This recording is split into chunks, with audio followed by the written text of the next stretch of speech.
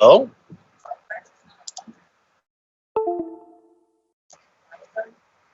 of course.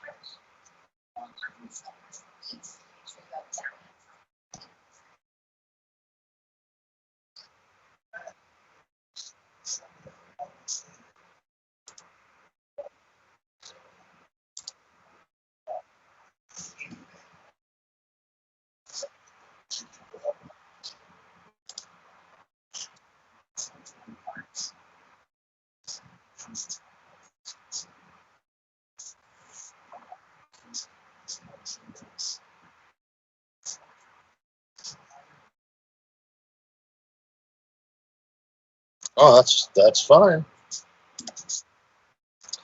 Oh, it's a beautiful day here in Long Beach.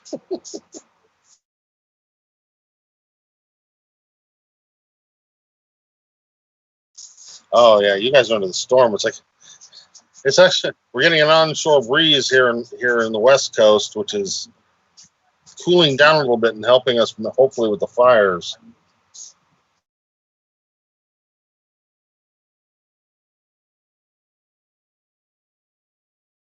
Yeah, no, it's we have friends in those places. They've lost everything.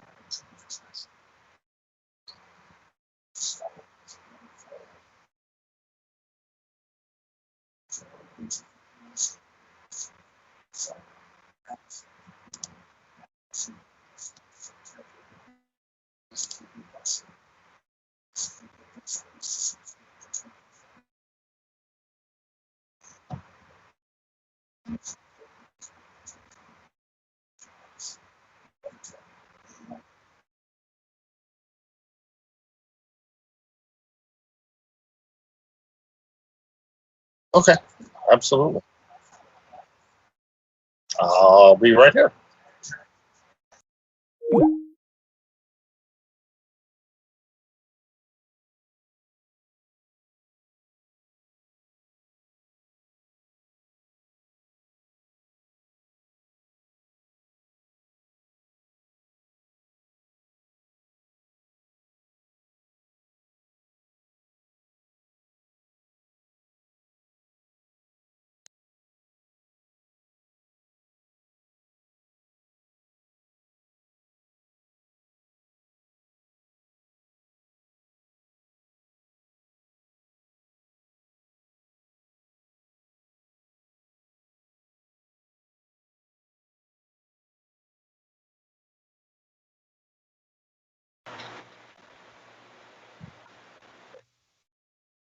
Hey, how you doing, bud?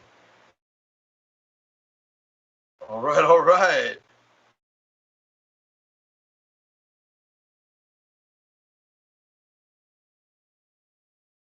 No worries, no worries. I didn't think I'd get on so quick. I thought I'd have the technical issues too. Hey, hello, hello again.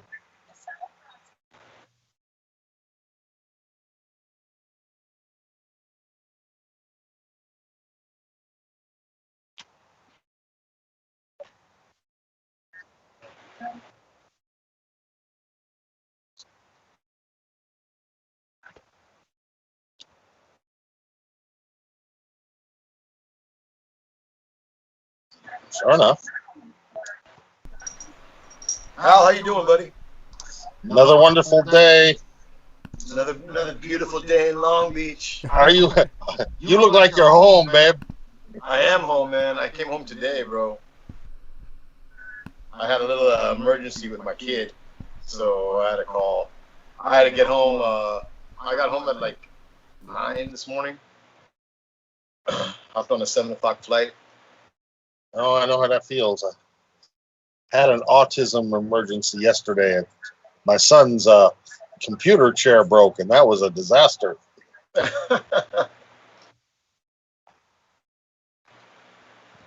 Yeah, he snapped off one of the arms and just. Oh wow! That took most of my day. Damn.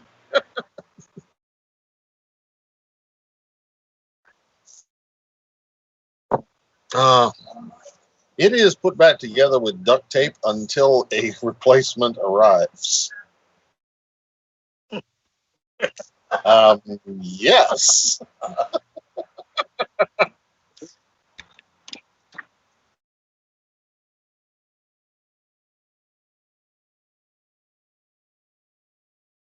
I'm a 30-year mechanical design engineer.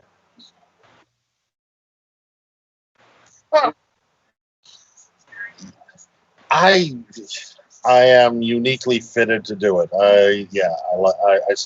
I still enjoy it. I still like solving the problems. Hey, let me adjust. Good, good. I'm trying to. Hey, Hal. Hey, Shankar. Thank you both for coming here. It's not my fault. I'm sorry, Shankar and Hal, for pestering the hell out of you guys, but it's going to pay off. I've been talking with AP for the last couple of days. We've really been working out a good show. By the way, AP put together the first promo with actual photos of you two. So if you follow media, your first promotion from an external partner showing your actual faces from other interviews you had done came out. And that's a significant step in getting to be known as a media personality. I don't know if showing this face is going to get us much more media. Marcus, where are you, bro? I'm trying to. Did I not join or? I hear you. There. Okay. Nice. Okay. Tie on. And check this out. I'm saving my time. Oh yeah. Yeah, we just put it. We just have our vinyl backgrounds here. You know. That works good. You guys have the backgrounds. I always tell people you got to do what you're comfortable with. I bet you're sitting. Of course. He just has a shirt. He just has the top on. Yeah. You want to see what's below? Yeah. I don't know. Right. Hey, Jared Mofat's going to be calling you, and if it's okay with you, if I can give him, if it's okay with him, I was going to give him. Yeah. Or him isn't whatever. You know. Give him all my numbers. Give him all my contact info. I did.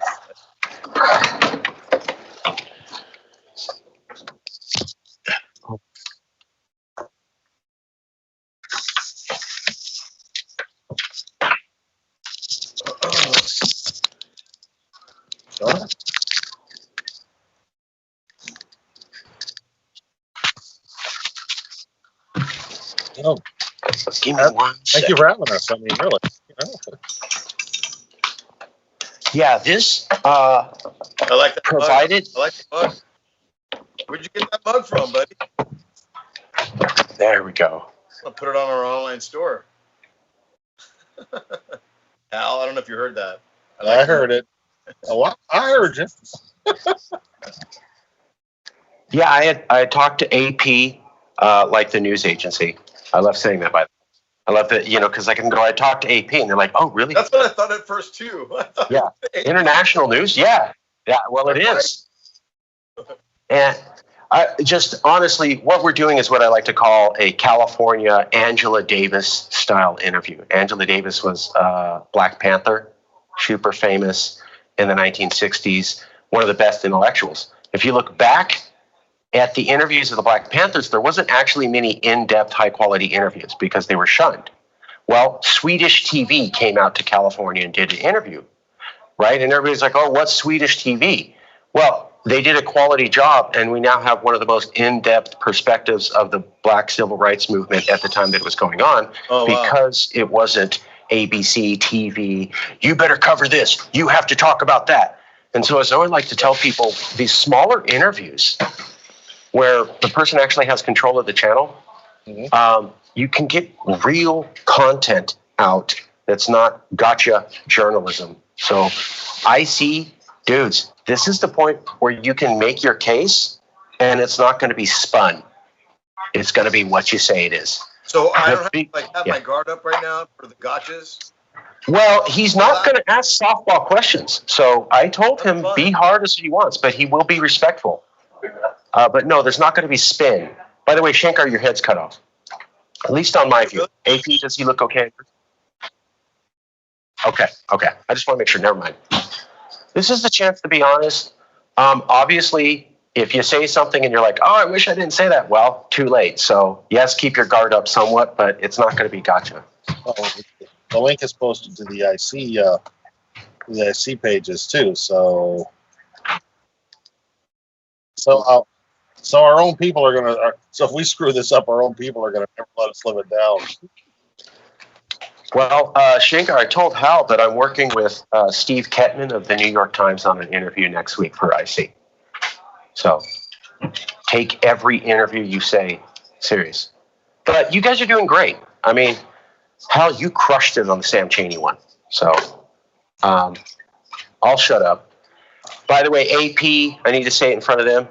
I'm here. You can ask questions, but most of the show I want to be on Independent California and building chapters, and that they've been recognized by the international news as the grassroots leader.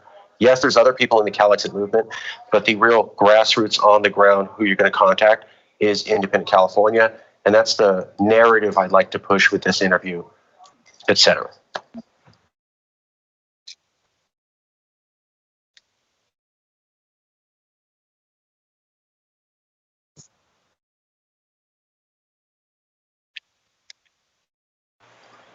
How are you gonna plug the website? Are we plugging the website? Website? You mean that www.independentca.org? Yeah. No, Right. not at all. Never.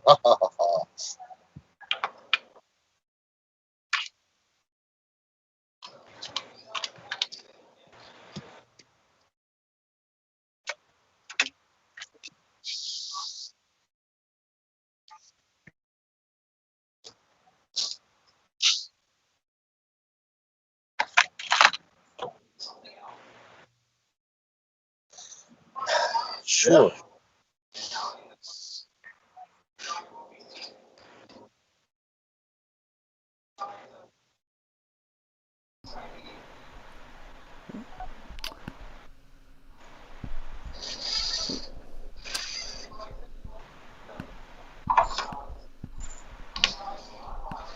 Okay.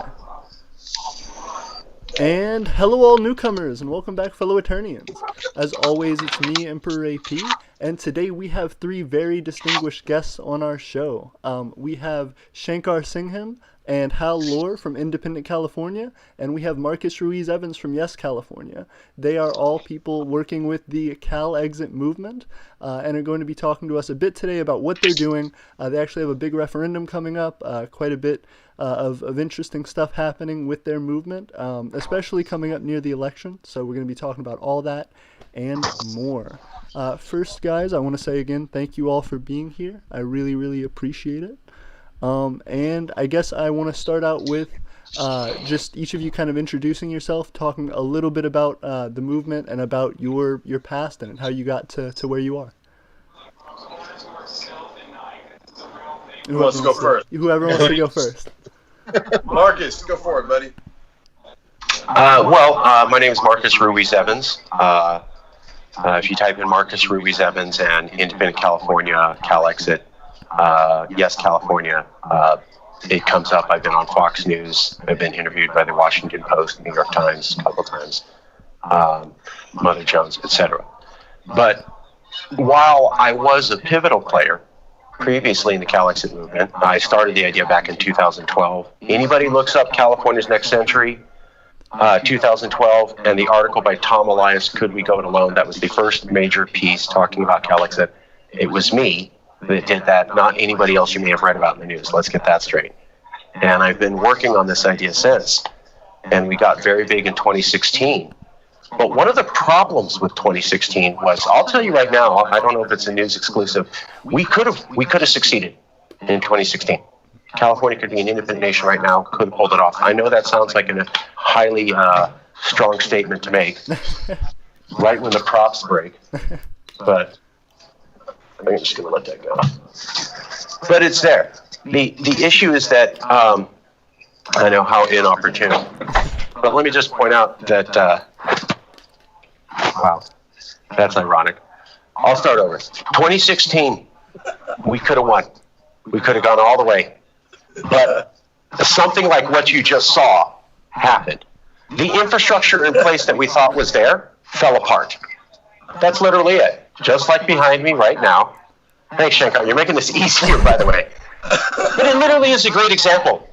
We had organizations in place in 2016. Trump got elected. We had 40,000 people join within a week. We had so many people coming, we couldn't staff all the meetings. Shankar asked him about the one in Los Angeles he went to where people were screaming and yelling at him. Why? Because we were 30 minutes late to start a meeting and there was 100 people out the line. So the member numbers were there. People were ready to go. But we weren't organized. It looked like we were. Yes, California had a nice veneer, good corporate look, spiffy, all the things. But underneath the surface, I was trying to secretly manage 40,000 people. We did not have the infrastructure in place. It was a good look, looked very shiny. Corporate got us a lot of interviews, but it fell apart the moment it actually came time to perform. I mean, Shankar was dealing with anger because I couldn't send people to that meeting. That was a failure on my part. And so over the years, we've been continuing to move along, although we lost those numbers. There's been a few people who have been dedicated and shown up every weekend, all the time, over the last couple of years, because they knew this idea wasn't over and it was going to keep going, like reporter Joe Matthews recently said. Shankar Singham and Hal Lohr are two of the people who've been at it day after day, week after week, year after year, hoping and believing that one day we were going to get there. So whatever anybody says, these are their actual street warriors. And together they built an organization called Independent California. One of the things I hope that you'll ask them about is all their reputation building events that they've done in Southern California over the last 3 years. In the meantime, I mean, you may not have heard about them, but I can tell you that the director of ICE for all of Southern California has, the immigrants' right community has, the LGBTQ freedom rights out of San Diego has, the Black Lives Matter protesters in San Bernardino and downtown LA have, and different parts of Antifa, and for sure, those few Californians who I think are bought for, who support Trump and want to voice their opinions loudly to the rest of us in California. Ask them, they'll definitely tell you they've heard about a group called Independent California. And so I'm very pleased as yes to sort of hand over the mantle of organizing to a group called Independent California. Why? Because they've been doing it day after day, week after week for the last 3 years. And now it's time. And recently they got their first recognition by the media that they are the grassroots leaders of CALEXIT. And frankly, they are. They're ready to launch chapters. 2016, it was Yes California. This time it's Independent California. Independent California, as you can see, simply doesn't have the infrastructure in place to do that. So I'm hoping that you'll focus on the chapter building of Independent California and how international news has recognized Independent California as the grassroots leaders. Because I got to tell you, things are popping off. It's more likely than ever that we're going to have California independence. Governor Newsom 3 days ago wrote a tweet saying, America can't even finish a debate on climate change, and California is literally burning to the ground. He criticized all of America and then said, wow, California's losing for being part of the U.S. That was the sitting governor 3 days ago. It's on, and it's going to happen this time. And the people that are going to lead it are the two guys that you're able to interview, AP. I'll take it over, leave it to you there. Absolutely. Shankar, I'd definitely love to hear from you as well, just starting off with, kind of how you got into all this. I know from previous interviews, I've heard you actually got in when Bernie Sanders lost the nomination for the Democratic Party. So I would love to hear more about that and kind of in general to you guys as you go on. I'm curious about how you see things have developed with Independent California and how this movement has gone, and then continuing on with how that links to what brought you in. How do you see those things paralleling? So yeah, Bernie Sanders. So California started Bernie Sanders. Yeah, he's from Vermont, but it was Californians that put him into the limelight. So for him to lose the state was absolutely conniving. And at that point, I realized who the Democrats were, and realized that they are beholden to D.C. and New York and the East Coast. And at that point, yeah, I found the CNP, and I found then which turned me on to Yes California, and I thought Yes was awesome.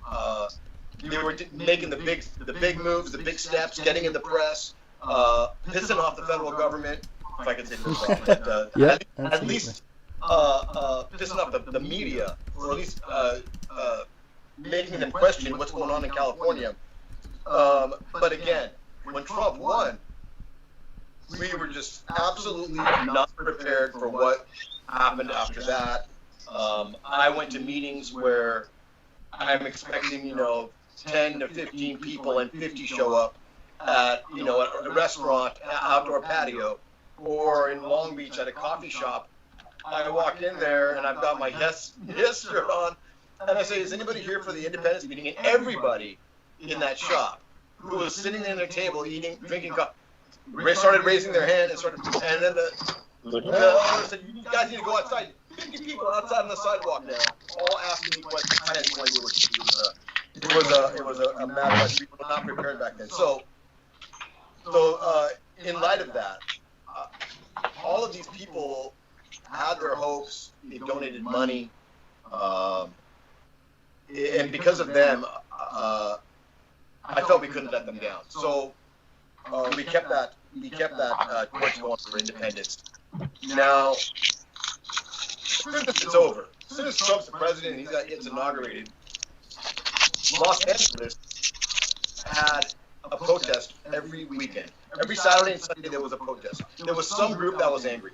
One weekend it would be the healthcare groups, next weekend it would be the immigration rights group, then it would be the environmental groups, then it would be the climate change guys, whoever. But every weekend there was a group of people that were just absolutely pissed at the federal government.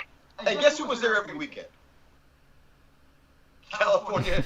Yeah, CALEXIT was there every weekend because all of those people are standing up for California values. So we weren't the group that was there for the immigration group, and then we wouldn't cut out again for another month, and then we come back. No, we were there every single weekend, and we were known, we were seen, and we're known as the CALEXIT guys. So we've actually ended up protecting these. So these events would happen, and I like to call them right-wing obstructionists would show up, and we ended up somehow being security for these events, for all of these groups. Meaning, we would engage with the opposition and draw their attention away, so the main event could happen with the protest. So now all of a sudden, you have CALEXIT. You have Independent California, CALEXIT, dealing with right-wingers, and then all of a sudden it came into straight-up Nazis. These are not, and I'm going to say it, I'm not going to beat around the bush with it, these are white supremacist Nazis. And this is what's behind the Trump administration. I've been saying it for 4 years. Nobody wants to believe it. Look at what's happening today. Look at what he said in the debate. Still people don't want to believe it, but this is what is behind the federal government right now. And if you think for 1 minute that this man is going to step down from power, he's not. And even if he does, look at Joe Biden. Look at his voting past. I'm not Democrat or Republican, but let's look at Joe Biden's voting history. Let's look at the Clarence Thomas confirmation for him to be judge. Look at the group of white men judging a black woman on whether she felt uncomfortable about sexual harassment. I mean, oh my God, how could they put her in that position? It was unconscionable. But then again, look at it. It's a group of white men with a history of putting African Americans in and voting them down, keeping them down his entire life. The busing, all the Jim Crow stuff. Biden's got his history. Yeah, he's trying to make it up. He was a vice president to Barack Obama, and now he's got an African American / Indian vice president. But come on, man, this is the history. This is the history of the U.S., and it's not the history of California. So, yeah, Marcus said we did a raid on the southern regional director of ICE at his home in Los Alamitos. That was enjoyable with a mariachi band and a taco truck and 50 of our closest allies to go there and basically interrupt his easy life and his neighbor's easy life. That pretty much put us in the news. Independent California did. And that's absolutely really exciting. Shankar, I'm totally sorry to interrupt you. Marcus, Sure. would you mind muting your microphone as well? I think if everybody besides the speaker can mute, we're getting a little bit of echo, the audience is saying, so I just want to make sure that we're all good. Perfect. I really appreciate that. Thank you, guys. Sorry. You want me to mute my microphone? No, you're good now, Shankar. I just wanted to make sure there wasn't a lot of reverb going back and forth with everybody talking. I think you're good. Sorry, everybody. I'll keep it short, man. I'll let Hal go. But yeah,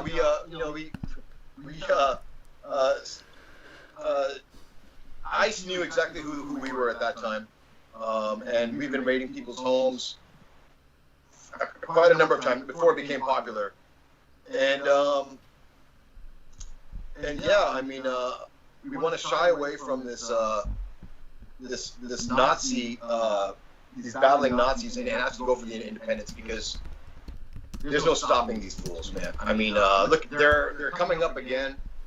They're showing their ugly heads again, and the only thing that's giving them the courage to come out here is the federal government and the President of the United States. That's the only reason why they're rearing their ugly heads. So, Hal, I don't want to talk anymore, man. Go ahead and go for it, man, and tell everybody who you are. But don't even know how to follow that. Well, Hal, one of the things that I've heard is that you have followed the movement for quite a while. You went from, Yes California to Independent California. I think California National Party potentially as well. I know you did quite a bit, so I'd love to hear about all that. Okay. I started off basically with the movement. I'm the new guy on the block. So I started off with this movement. Basically in 2015 in the run-up to the election. We had the issues that were going on then. And really it was a case of just sitting in my living room screaming at my television set. And just utterly frustrated.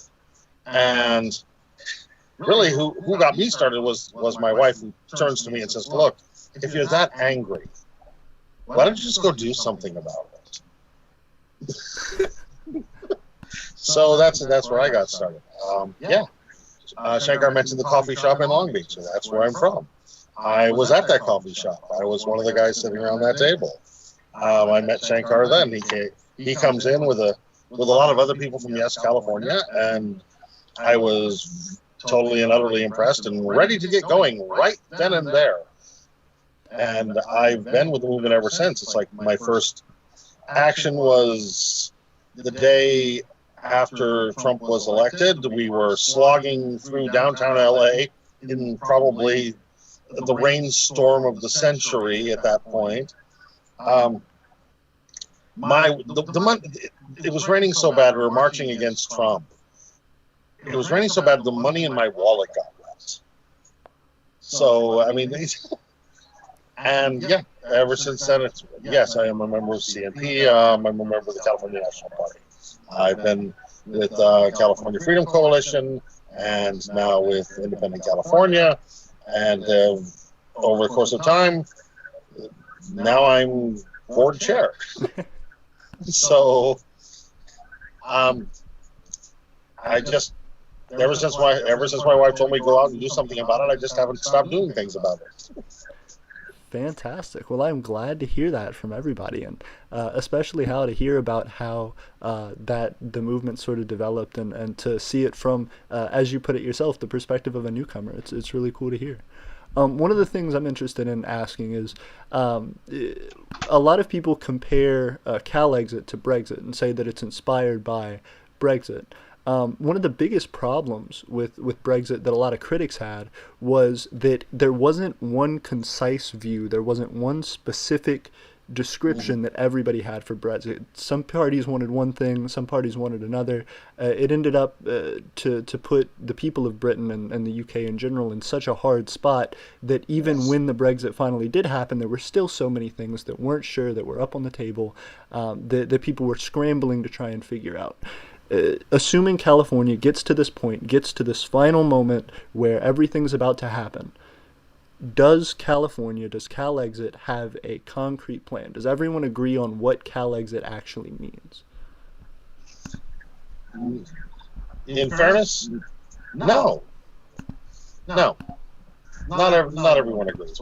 But we do have general agreements. We know that California already has a fair amount of political infrastructure already built. It's already there. Whether Californians decide to keep that structure in place or to modify it or to throw it away will be up to Californians at that time, which is kind of the same thing they did with the Brexit movement. To counterpoint, it's also the same thing we're watching going on with Scotland's independence movement. It started off as a grassroots movement, basically saying, as a whole, being part of Great Britain isn't working for us. And then it has evolved over time. The same thing is happening with the CALEXIT. Absolutely. Shankar or Marcus, do you have anything to add to that? Could you just? I'm sorry, I had technical difficulties, man. I had to put the charger on the tablet here, so. No, you're fine. Yeah. Could you just repeat the question one more time, just so I could address it? Absolutely. So I was talking about how a lot of people remarked that CALEXIT and Brexit, that CALEXIT is inspired by Brexit. There were a lot of issues that critics had with Brexit, even up to the point of the actual Brexit, the leaving of the European Union. There were so many things that weren't certain. You know, the border with Ireland, a lot of different taxes, and a lot of different international relations that were just immediately cut, and nobody could figure out what to do. Is there any similarity? Is there any unity in California as to what a CALEXIT means? Is there any strict definition? So yeah, I mean, Brexit took a couple of years to actually go through because there was just so many cogs and gears that they needed to figure out because they weren't sure what the import duties were going to be. They weren't the currency is still the same. I mean, they had so many things to figure out that it took a couple of years to do it, but everything that they were prepping for are things that they were trying to hedge against in case it went bad. Now, contrast that with CALEXIT, with California. I don't see anything bad coming from it. We can renegotiate all of our trade deals. We're still going to be on the American currency until we develop a California currency, but that's what I think, at least. Of course, it's all up to the voters, but I'm just comparing it to Brexit. California puts out, the last 50 years, California has done every single any significant technological breakthrough or of any significance to mankind has come through California, not the United States. The other 49 states haven't come up with anything technologically relevant. They haven't. If anybody can think of anything in the past 50 years that any of the other states have done, please type it in the comments, let me know, because right now I'll tell you they've been riding our coattails the entire time. And it's for that reason is why I'm not worried about exiting. Brexit was worried. They were worried about their imports. Where are we going to get this? Where are we going to get that? And the fact that we do come up with our technological, that we're so up in technology, everybody likes us. Who doesn't like California? Because we're not about your oil. We're not about your left-wing dictatorship. We're about making you happy. And it's as hippie as it sounds, it's the truth. Everything that we do here, all our major all of our major industries are good, healthy, fun-loving things. Movies, entertainment, your phone, Silicon Valley. I mean, our fruits, our vegetables, everything. That's what makes us a $3 trillion economy. Not war, not oil. We're trying to get away from oil. We want to be oil free. We want to be oil free by 2030, for crying out loud. So, see, that's because England doesn't have a plan. They're not looking at the future of what they're going to look like. We do. We know what we want to look like. We want to be energy efficient, and we want to be fossil fuel free. That's the bare minimum. And those savings alone will just feed into our education system, into our infrastructure, into everything else that makes California. And the only thing that's stopping us, the only thing that's keeping us from doing that right now, that's got us by one hand behind the back, or both hands behind the back, is the United States federal government. Period. So, I hope that answered your question about Brexit.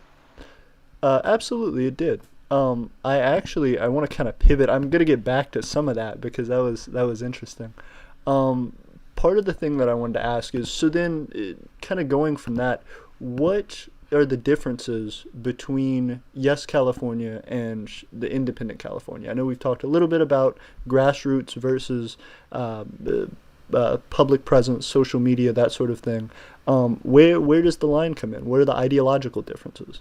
I can take. You guys don't mind. You guys mind? So look. Check it out, AP. The California independence movement is what it is, and they are a conglomeration of about 4 or 5 organizations. Yes, California, Independent California Institute, the California National Party, and the California Freedom Coalition. Now, all of these groups, we know all of them. All of these groups have a skill set particular to their own, which is needed, which is something that one group can't actually do because they're not designed for it. So the difference between Yes California and IC, well, Yes is our media, Yes is our messaging, Yes is our I hate to say propaganda, but it's our propaganda and our media, man. And they get it out there. They monitor Twitter. They monitor all of the social medias. They monitor all the news headlines. They get us in the news. And they find what's in the news that's relevant. IC is an advocacy group. So IC goes out and helps on the street as far as other organizations. As long as they're a California value, IC goes and helps them out with manpower, with dollars, or with whatever they need. Usually it's with fundraising, whatever it is. That's IC's role. The IC Institute, that's the think tank. Those are the guys that come up with the nerds up north, San Jose, that come up with all the policy. They do research on numbers like our debt, our deficit. Is California a donor state? How much are we really paying? All the numbers crunching. That's the institute. That's what they do. CFC, they are fundraisers. They can come up with donors and funds as quick as possible. And then California National Party, that is the candidates. They put the candidates up for office. I think they have like 2 or 3 candidates right now. One of them's going to win.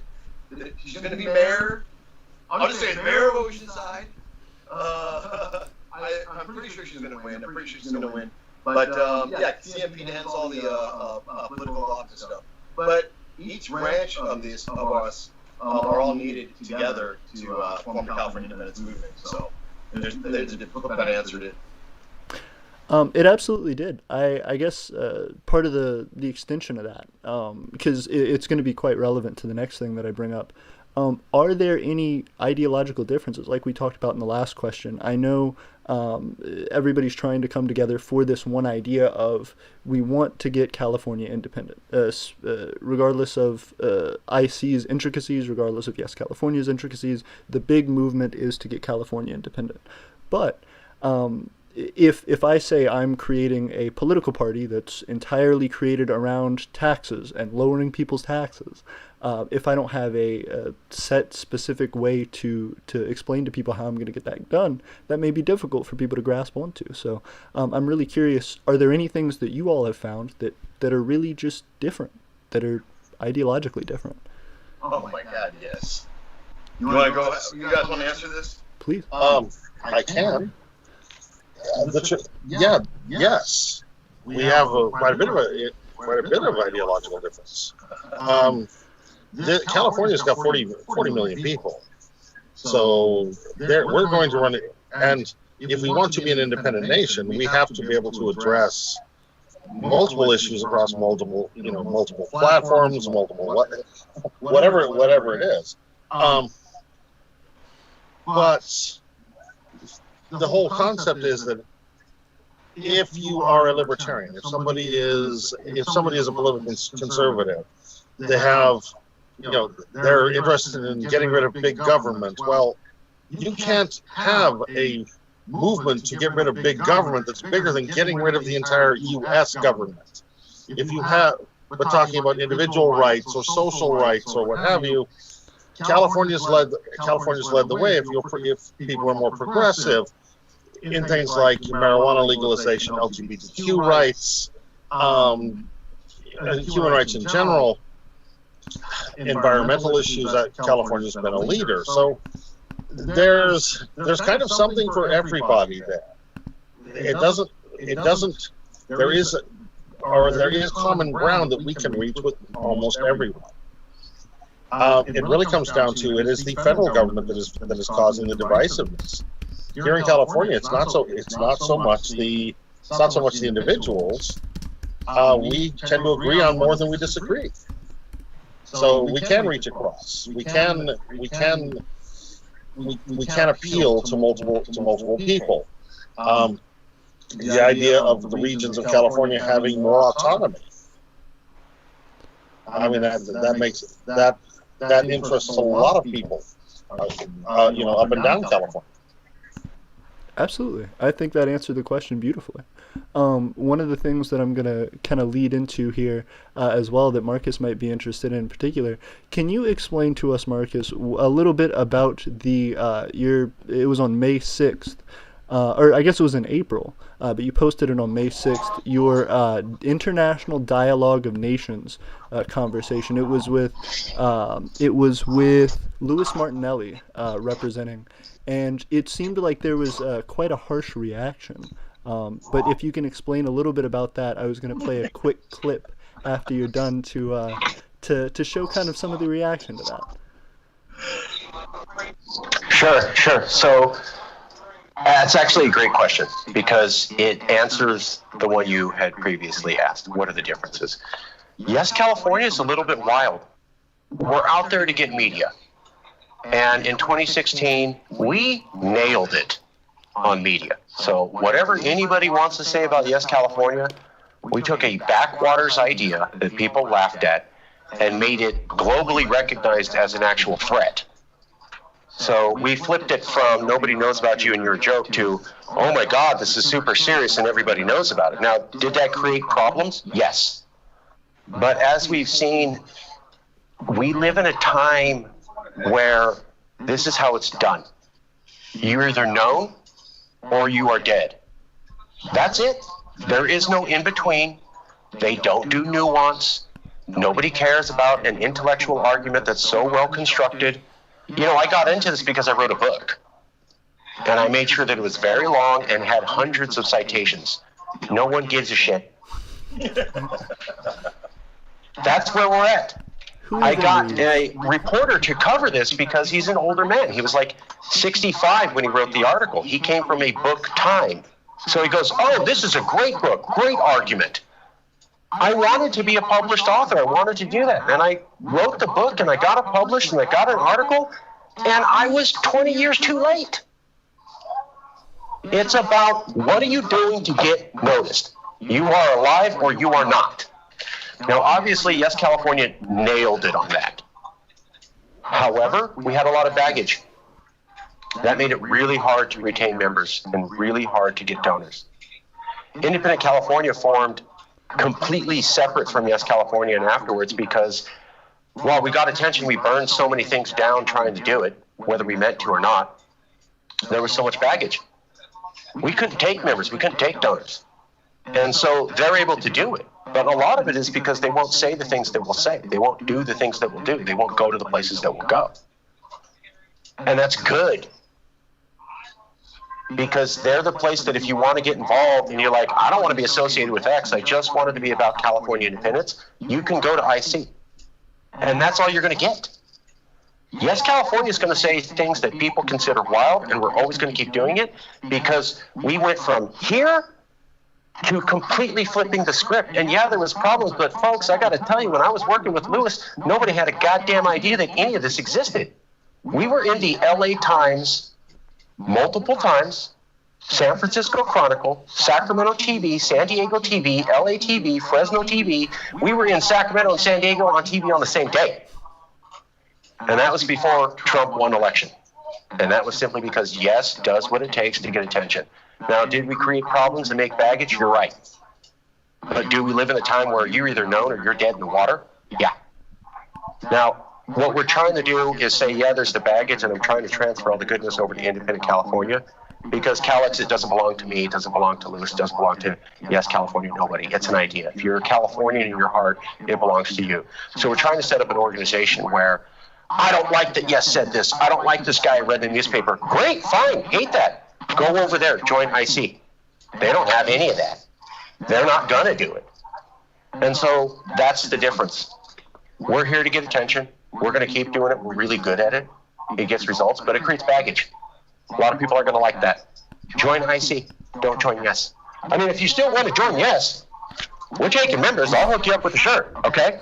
But I'm not trying to do the chapters. There's a reason why I got like 4 or 5 people working with me and 40,000 online, and IC has 30 people physically working with them and is building up their online presence. Huge reason. They're actually able to get people out in the streets. I just can't do it anymore. I can cause commotion. I can get Californians talking. I can't get boots in the street. That's how like this says it. And I've seen them deliver 4 events in LA on the same weekend. It was impressive. So, roll. What do you got? Take me down. Let's see what you got. Shankar, did you have something to say as well? Yeah, so look, I mean, Marcus is saying is being nice. So look, yeah, that particular conference that you were talking about, that Louis Marinelli had set up, I wanted to do that conference as well. So that was, I think it was a year ago, 2 years ago. And I think our board of directors said absolutely not, because back in 2016, there was this huge thing with Russia and Trump with Russia, and it was just huge. It was this bad stigma. Plus Marinelli in Russia. Marinelli was a bit.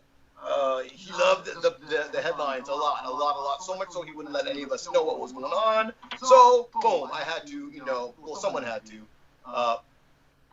separate ourselves from him. I'm being nice when I'm saying that. I should use some other words, but that's okay. I'm not going to use that on YouTube. No problem, Marcus. Thank you. So I'm not even worried about Marinelli right now, but this conference is important because I'll tell you why. Because you've got independent secessionists from Hawaii going to this conference. You've got secessionists from Texas going to this conference. Why isn't California there? That was my argument. And everybody here was like, oh, well, the Russia thing, it's in Russia. Look, that is an American problem. That is an American narrative, and we've got to get away from it. We've got to get away from it, and that was my viewpoint. But I can't convince the movement because ideologically, I mean, we all have different viewpoints on a lot of little things. To get back to your question that you had, Hal, a big one, just to sidetrack a little bit, is Native American indigenous rights. There's a huge rift in the movement on what we should do with the indigenous. Maybe we'll touch back on that later, but that's the current one that's causing a major rift right now. We're all in friends, but it's just we are absolutely going to be talking about that. I looked up a little bit about that. We have some questions about that coming up. Real quick, let me play just a short clip. I do want to preface this by saying I'm not going to show the actual CALEXIT interview. with Louis Marinelli that was going on here. It wasn't anything that was defamatory. It wasn't anything that crazy. But there was a really strong reaction that I want to play a few seconds of, just so that we can kind of talk about the publicity of that and maybe how these other movements, a lot of what it seemed like were gathering of socialist movements, had to say about the CALEXIT movement. Oh, yes. So it's Okay. an interview I know with what this is. you? This is not what you guys think it is. It's something else. I got it. It's something else. You didn't, I know what this is. Yeah. Go ahead, please. What is this? I'll let him show you, and then I'll give the answer to him and to you at the same time. I got it. It in no way affects independent California. You're completely autonomous for this. Not worried, dude. All good? Sorry about that. Or should I be? Sorry, having some technical difficulties. Let me jump Well, over. while you're doing that, I do want to point out, look at what just happened. Absolutely. You know, Yes California was like, yeah, let's go. And there were other people in the movement who did. But then IC has infrastructure in place to say, whoa, is that in the best strength for keeping this so that anybody can join and donors can join? And, you know, I think you saw the system working in action. Mm-hmm. Absolutely. Let me see. All right, are you guys able to see my screen here? Yeah, Yes. that looked like All right, cool deal. For some reason, Streamlabs is not loving me sharing my screen, but I'm going to go ahead and play the audio. The audio should work out for it, and that's really what's important here. Let's see here. See you guys' reaction. Means in the Donetsk Republic. Can everybody hear? Excuse me, I want to protest the participation of this racist white nationalist organization in this dialogue today. There is absolutely no room for an organization that is connected to the states' rights movements in the U.S. today in participating in a dialogue on solidarity. Not one mention of racism in the U.S. Not one mention in California of the migrant population. And independence by this organization really means a program of racism. There is absolutely no participation. If we're going to talk about dialogue, if we're going to talk about solidarity of people, it's not with the participation of groups. This isn't about independence. All right. She keeps going for a little while, and quite a few other people join in. I don't know that I have the ability to continue to share the rest of that, but let me. I mean, if you want. Well, I just mean as far as like copyright and things like that. Eventually, I'd probably get in trouble for it. But let me see if I can get my camera back up. There we go. Yeah. So I'm just. That was kind of a shock to me when I watched it, because it doesn't seem like what I've learned about Yes California or the California movement in general. I was just surprised to see how everyone reacted, and I was curious to see what your thoughts are. I'll go. Perfect. So that lady, and probably most of the people that commented, that is an establishment Democrat, guaranteed. She's a Democrat, card-carrying member, voted for Hillary, and hates Bernie. Guaranteed. I'll guarantee it. Because we've come across that. We've come across that exact same sentiment. Her tone is so reminiscent of what we've seen on the street. We're out there getting petitions, even getting signatures for healthcare, or getting signatures for somebody else. We've seen this. Oh, are you the CALEXIT? And even worse than the Republicans are the Democrats that come at you and stoke this Russia, this and I don't know what she was saying about racism. What is she? I'm not sure what she's talking about there, because I'll tell you. Go ahead.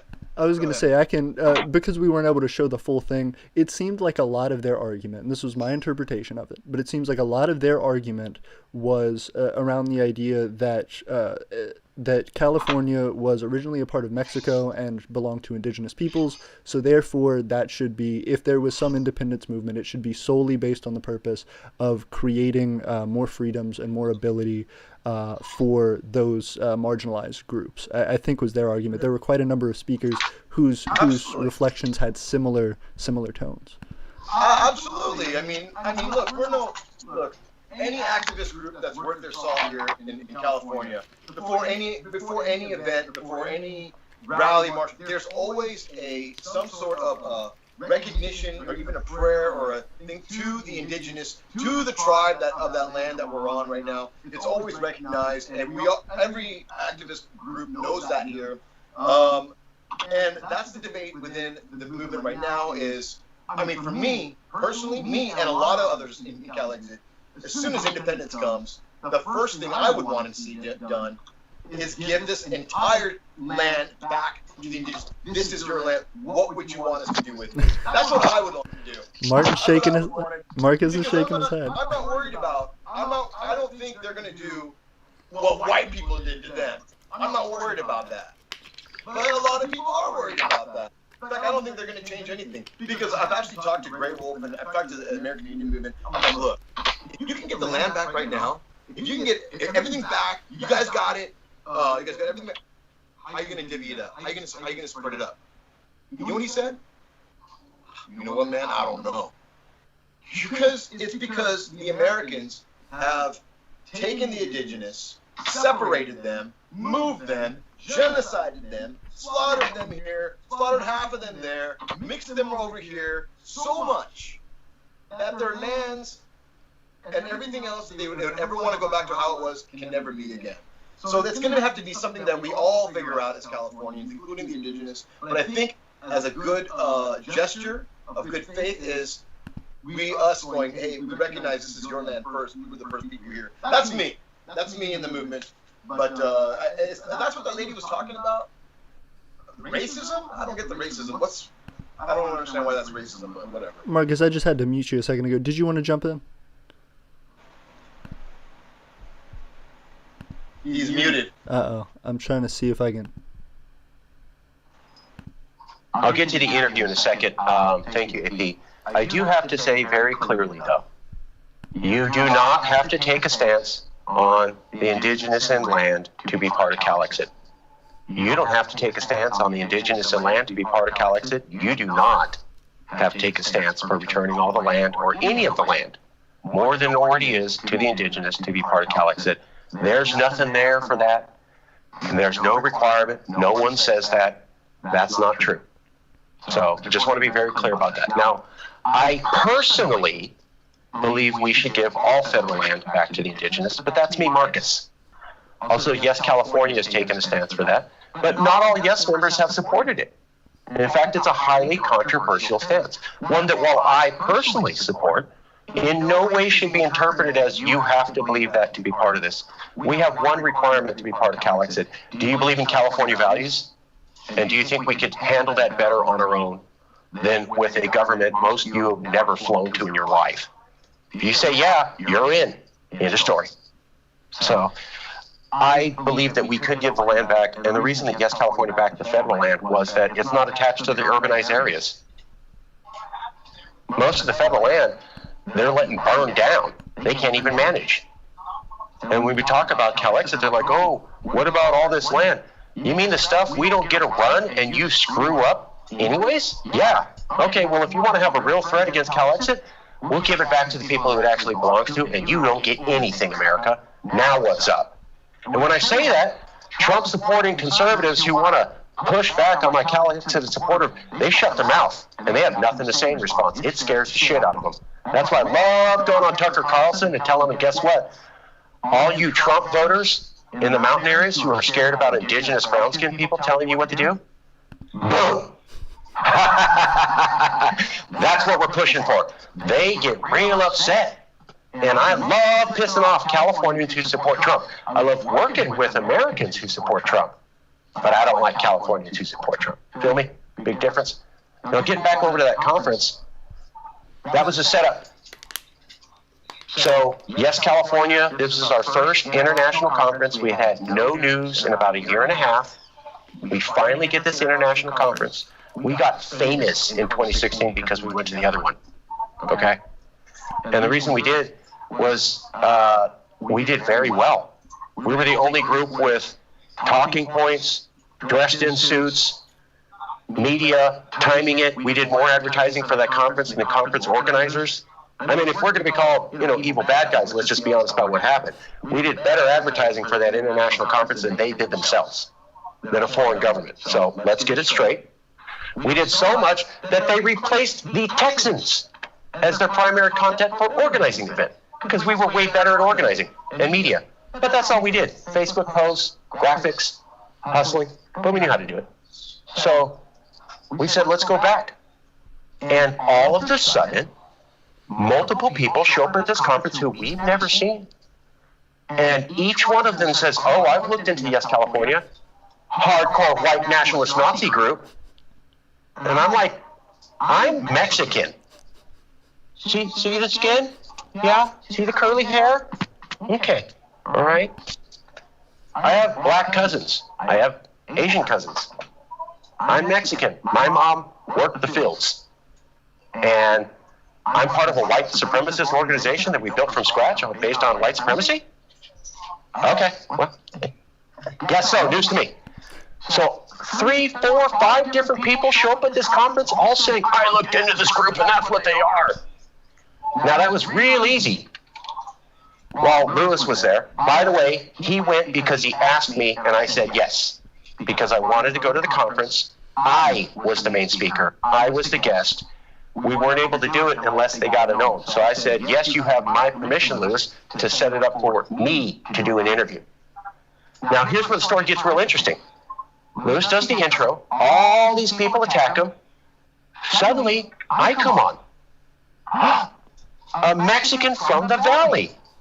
Video feed cuts out.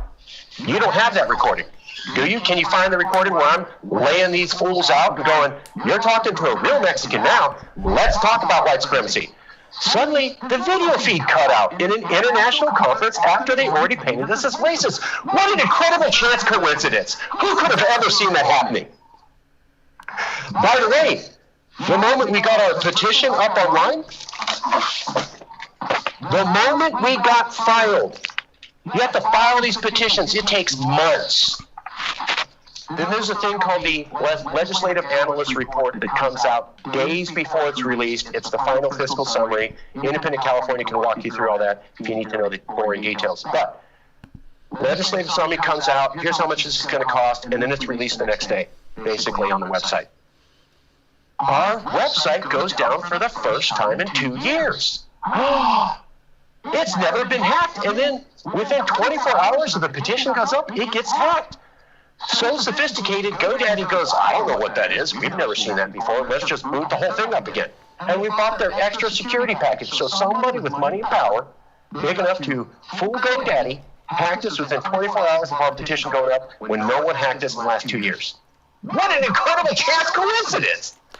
Then we got it back up, and guess what? The website went down again with another 24 hours with a brand new hyper, super, whatever you call it, that GoDaddy again goes, we've never seen anything like that either. Then somebody attached a fake shopping page to our website, which is a new sophisticated type of hack. And then they made it where they were doing credit card stealing. So all that happens within 1 week of our website posting this petition. Sophisticated hacks GoDaddy's never seen. That means somebody money and power feels threatened. Now that happens within 2 days this going up. And then all of a sudden we go to that conference, 4 or 5 different people saying, oh, you white supremacist. Then when the Mexican gets on, video feed cuts out. That's all connected, homie. That's how shit's played these days. Real talk. That makes a lot of sense. Hal, if you wanted to say something about that, you're more than welcome. But after that, I'd want to get to some commenter questions.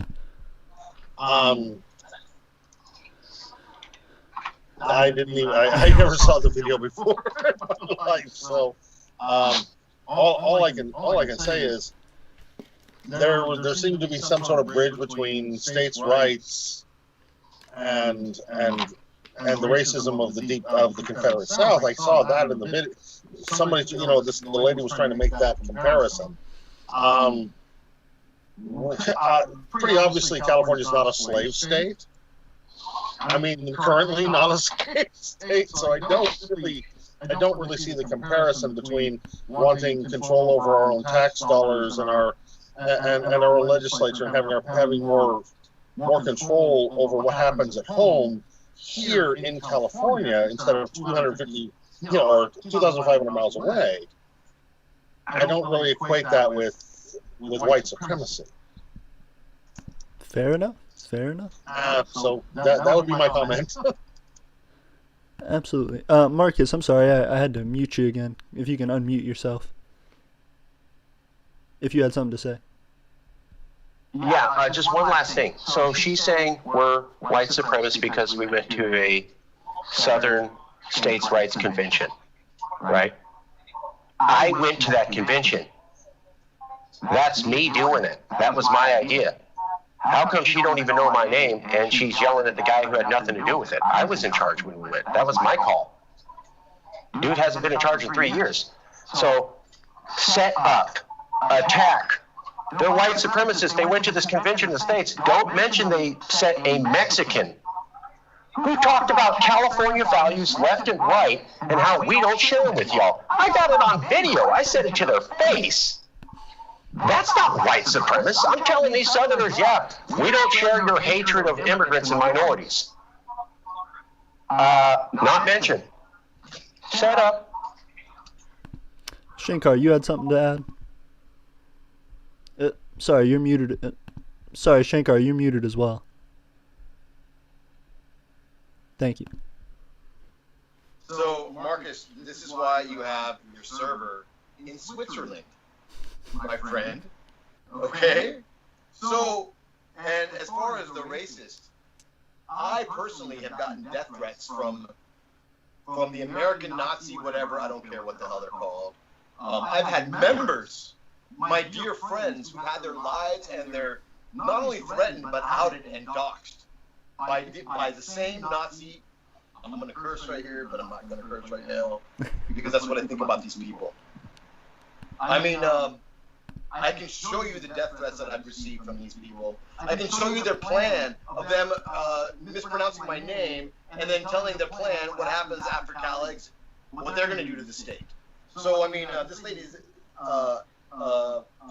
accusations of racism as absolutely unfounded. I mean, come on, we're about to give reparations back to black people here in California. Not to mention the indigenous, what we're trying to do for them. It's real complicated with the indigenous, but in absolutely no way is California a racist state at all, except maybe in its policing, which also comes from the rest of the United States, by the way. Good points all around. Good points. Real quick, I want to get to some commenter questions.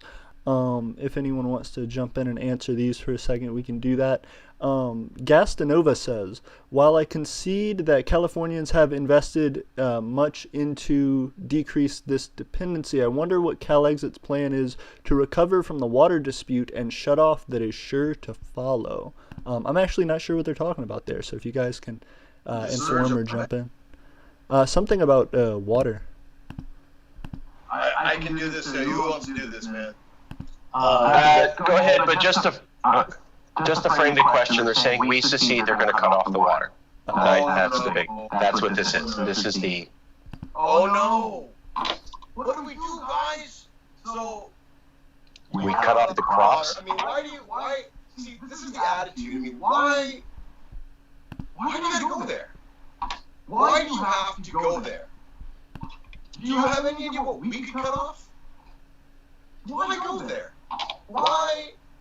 I mean, you love us so much that you want to. It's like, honestly, this is like a bad marriage. This is like an abusive marriage right here. It's like we're stuck in this marriage, and the second we want out, we get beat up, and we stay. So they're beating us up to stay. And this is exactly spousal abuse. So look, I can go in on the facts on the water. The fact is, we don't need the Colorado River. So don't put all your eggs in that basket. I can go in on California gets 80% of this water is Sierra runoff.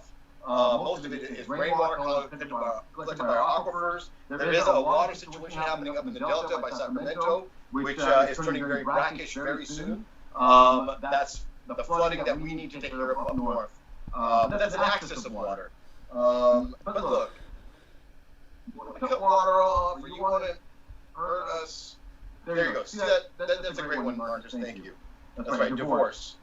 Look, go ahead. I don't think California's going to do anything in retaliation, even though we could. And I'm not going to say anything like you like cell phones, or you like Garlic. or cheese, or movies. I'm not going to say anything like that. I'm not going to say anything like that to make your life easier. I mean, as she's sitting there typing the question out on something that came originally from California, that's all I got to say about that. Pay homage every time you type. Every time you type, you're giving us homage. That's all I got to say. Well, the other end of that goes, the first of our desalinization plants is going online next year. So we're not the only nation on the face of the planet that sits on an ocean full of water that will be using desalinization to augment our water supply. Absolutely. Also, Shankar, I'm sorry, I have you muted as well. I keep muting everybody so that there's not a whole bunch of feedback while other people are listening.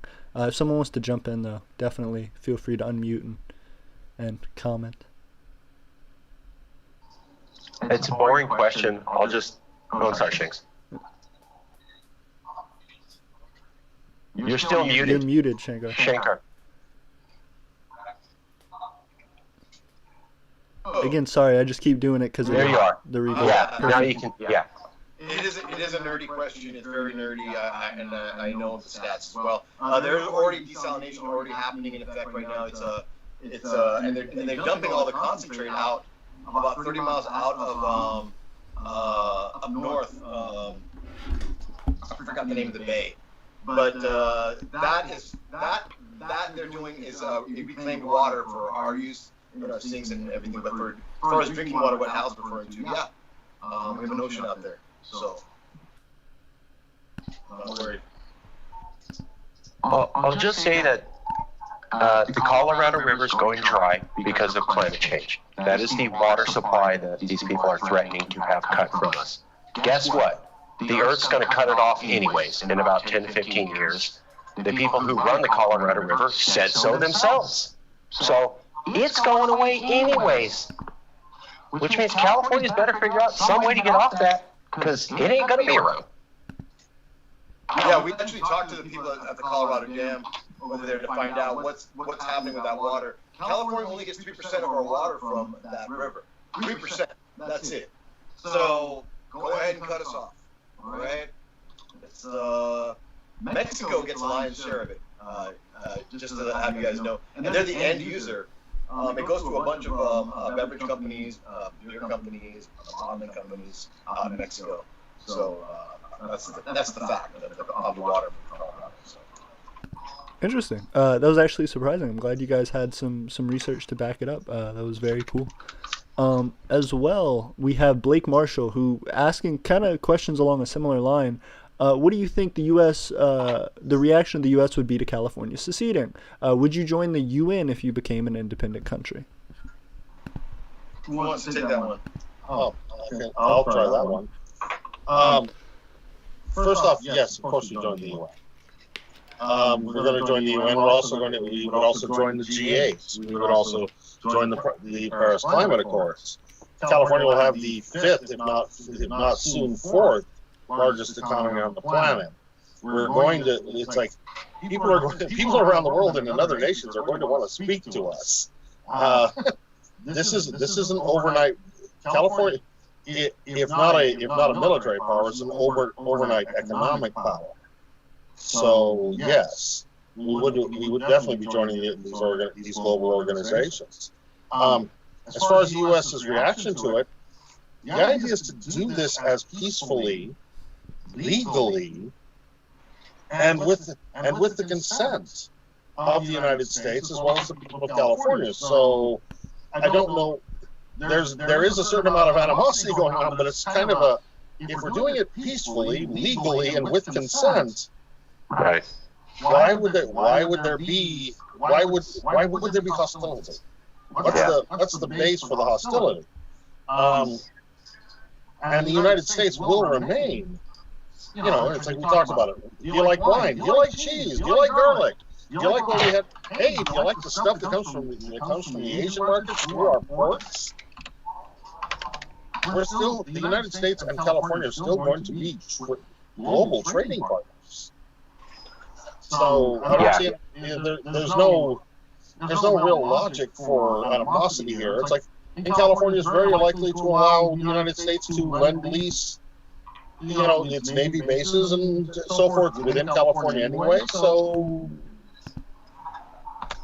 why the anxiety? And we don't see a reason for the anxiety or anger. Yeah. No one's talking about cutting off trade. I can tell you definitively, and Hal knows everybody in the movement, so does Shankar. Nobody's saying let's cut off trade. Nobody's saying put up a wall. Nobody's saying have military preparations. We're talking about Canada. Okay? We're talking about, like, honestly, just straight up in the movement, no one's talking like that. Yeah, there's cultural differences, and Hal's right, there's some edgy language about it, which people do feel, but no one in the movement is saying North Korea style situation with the, we're talking about Canada. Fair enough. As well, one of the questions I had that brings up some interesting stuff that Independent California has been doing, actually. Shankar, I've seen some video of you that Marcus shared with me, of you protesting at the ICE director's house, and then as well at, I forget who else it was. It was maybe somebody a part of a city council or something like that. Yeah. And I'm curious if you can tell me a little bit about that.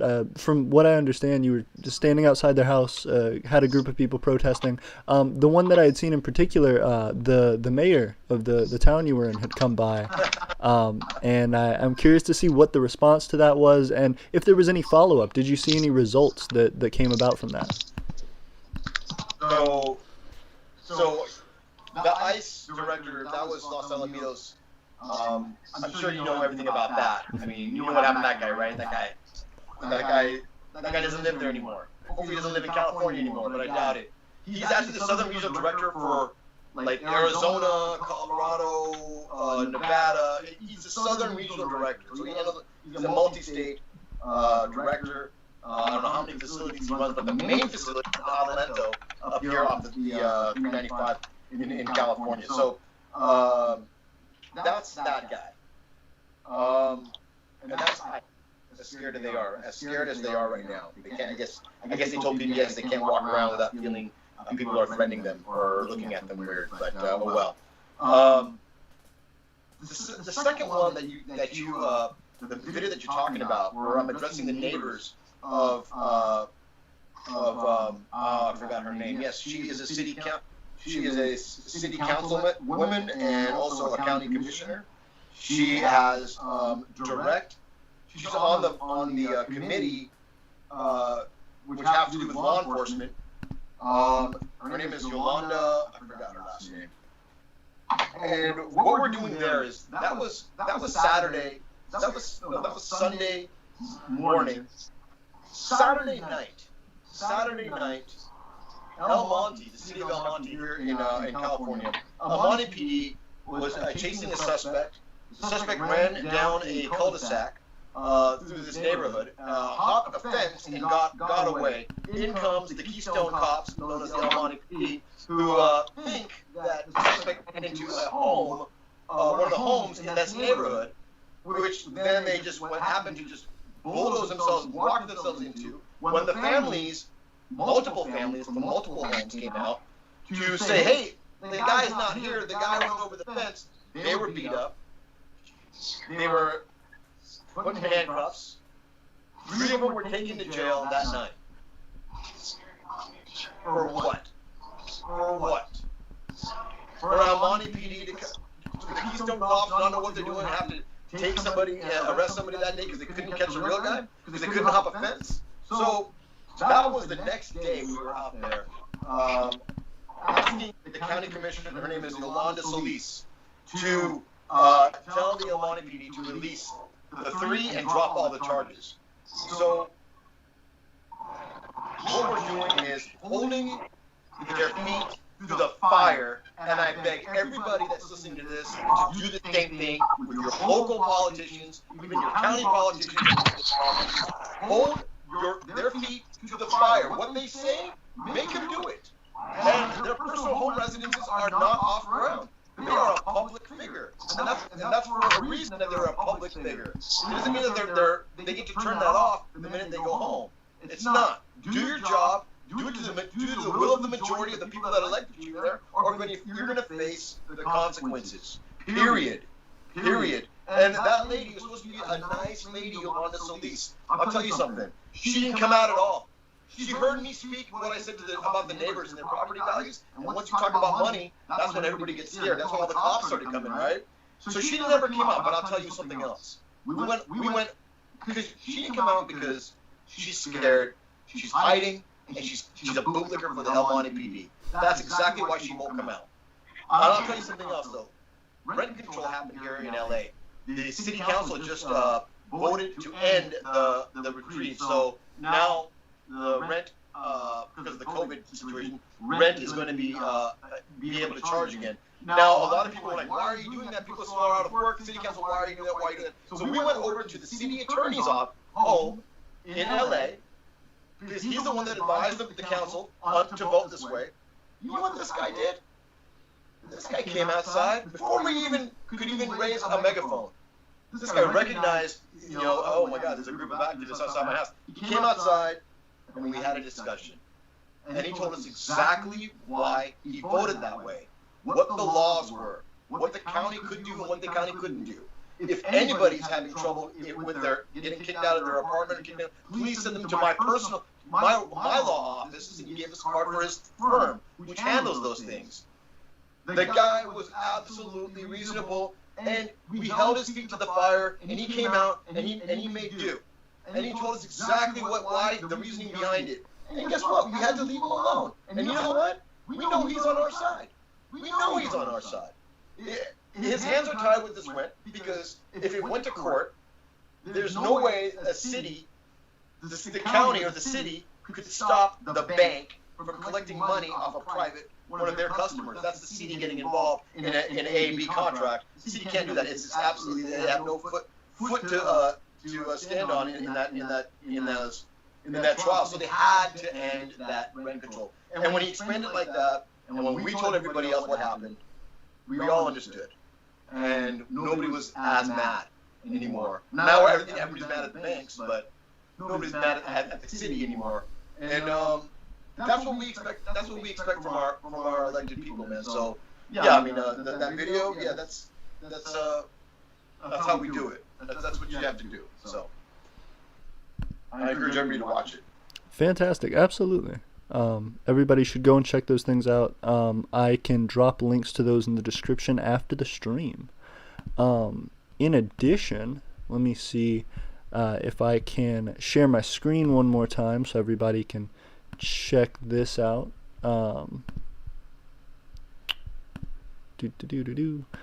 Marcus, sorry, you're muted again. I keep doing it because of the feedback. You're a good interviewer, AP. You got a couple spicy ones in there. Good choice of jalapenos to put on the dish, sir. I appreciate it. Can you guys see this? Can you guys see what's on my screen? Yeah. Yeah, so Marcus brought up a while back that he considers there to be an American dusk, the ending of the United States, from my interpretation of that. And I'm just curious, if that American dusk comes to be, what do you think a timeline for that may be, and what do you think will be in its place after that? An American dusk. I personally don't know. Well, let me just frame it real quick so you guys get. I was saying Hal and Shankar, like we talk about at the meetings. Why are you in CALEXIT? What do you mean? Do you have eyeballs? Do you see how the country just seems to be falling apart and can't do anything? I frame that as American dusk. It's a concept that we routinely talk about in the movement, if either one of you want to take a stance. it's a question. It's a question that isn't really a question. We have seen America's decline. We're seeing it now. I mean, in everything from economics to international esteem, etc. We've seen this happen. Nothing, no matter what happens in the election, is going to change the fact that America is going to be 27 to 30 trillion dollars in debt by the within by Thursday. We say it's like what kind of timeline are we talking about for the American dusk? We could be talking as early as November 4th. We could be talking or January after the inauguration, depending on what the legal trials look like.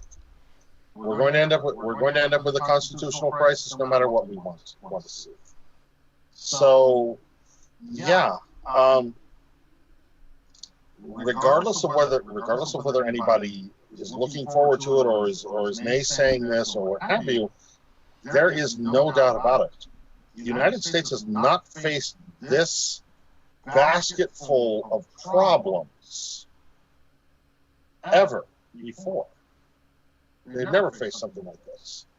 We have a divided nation that is not coming together.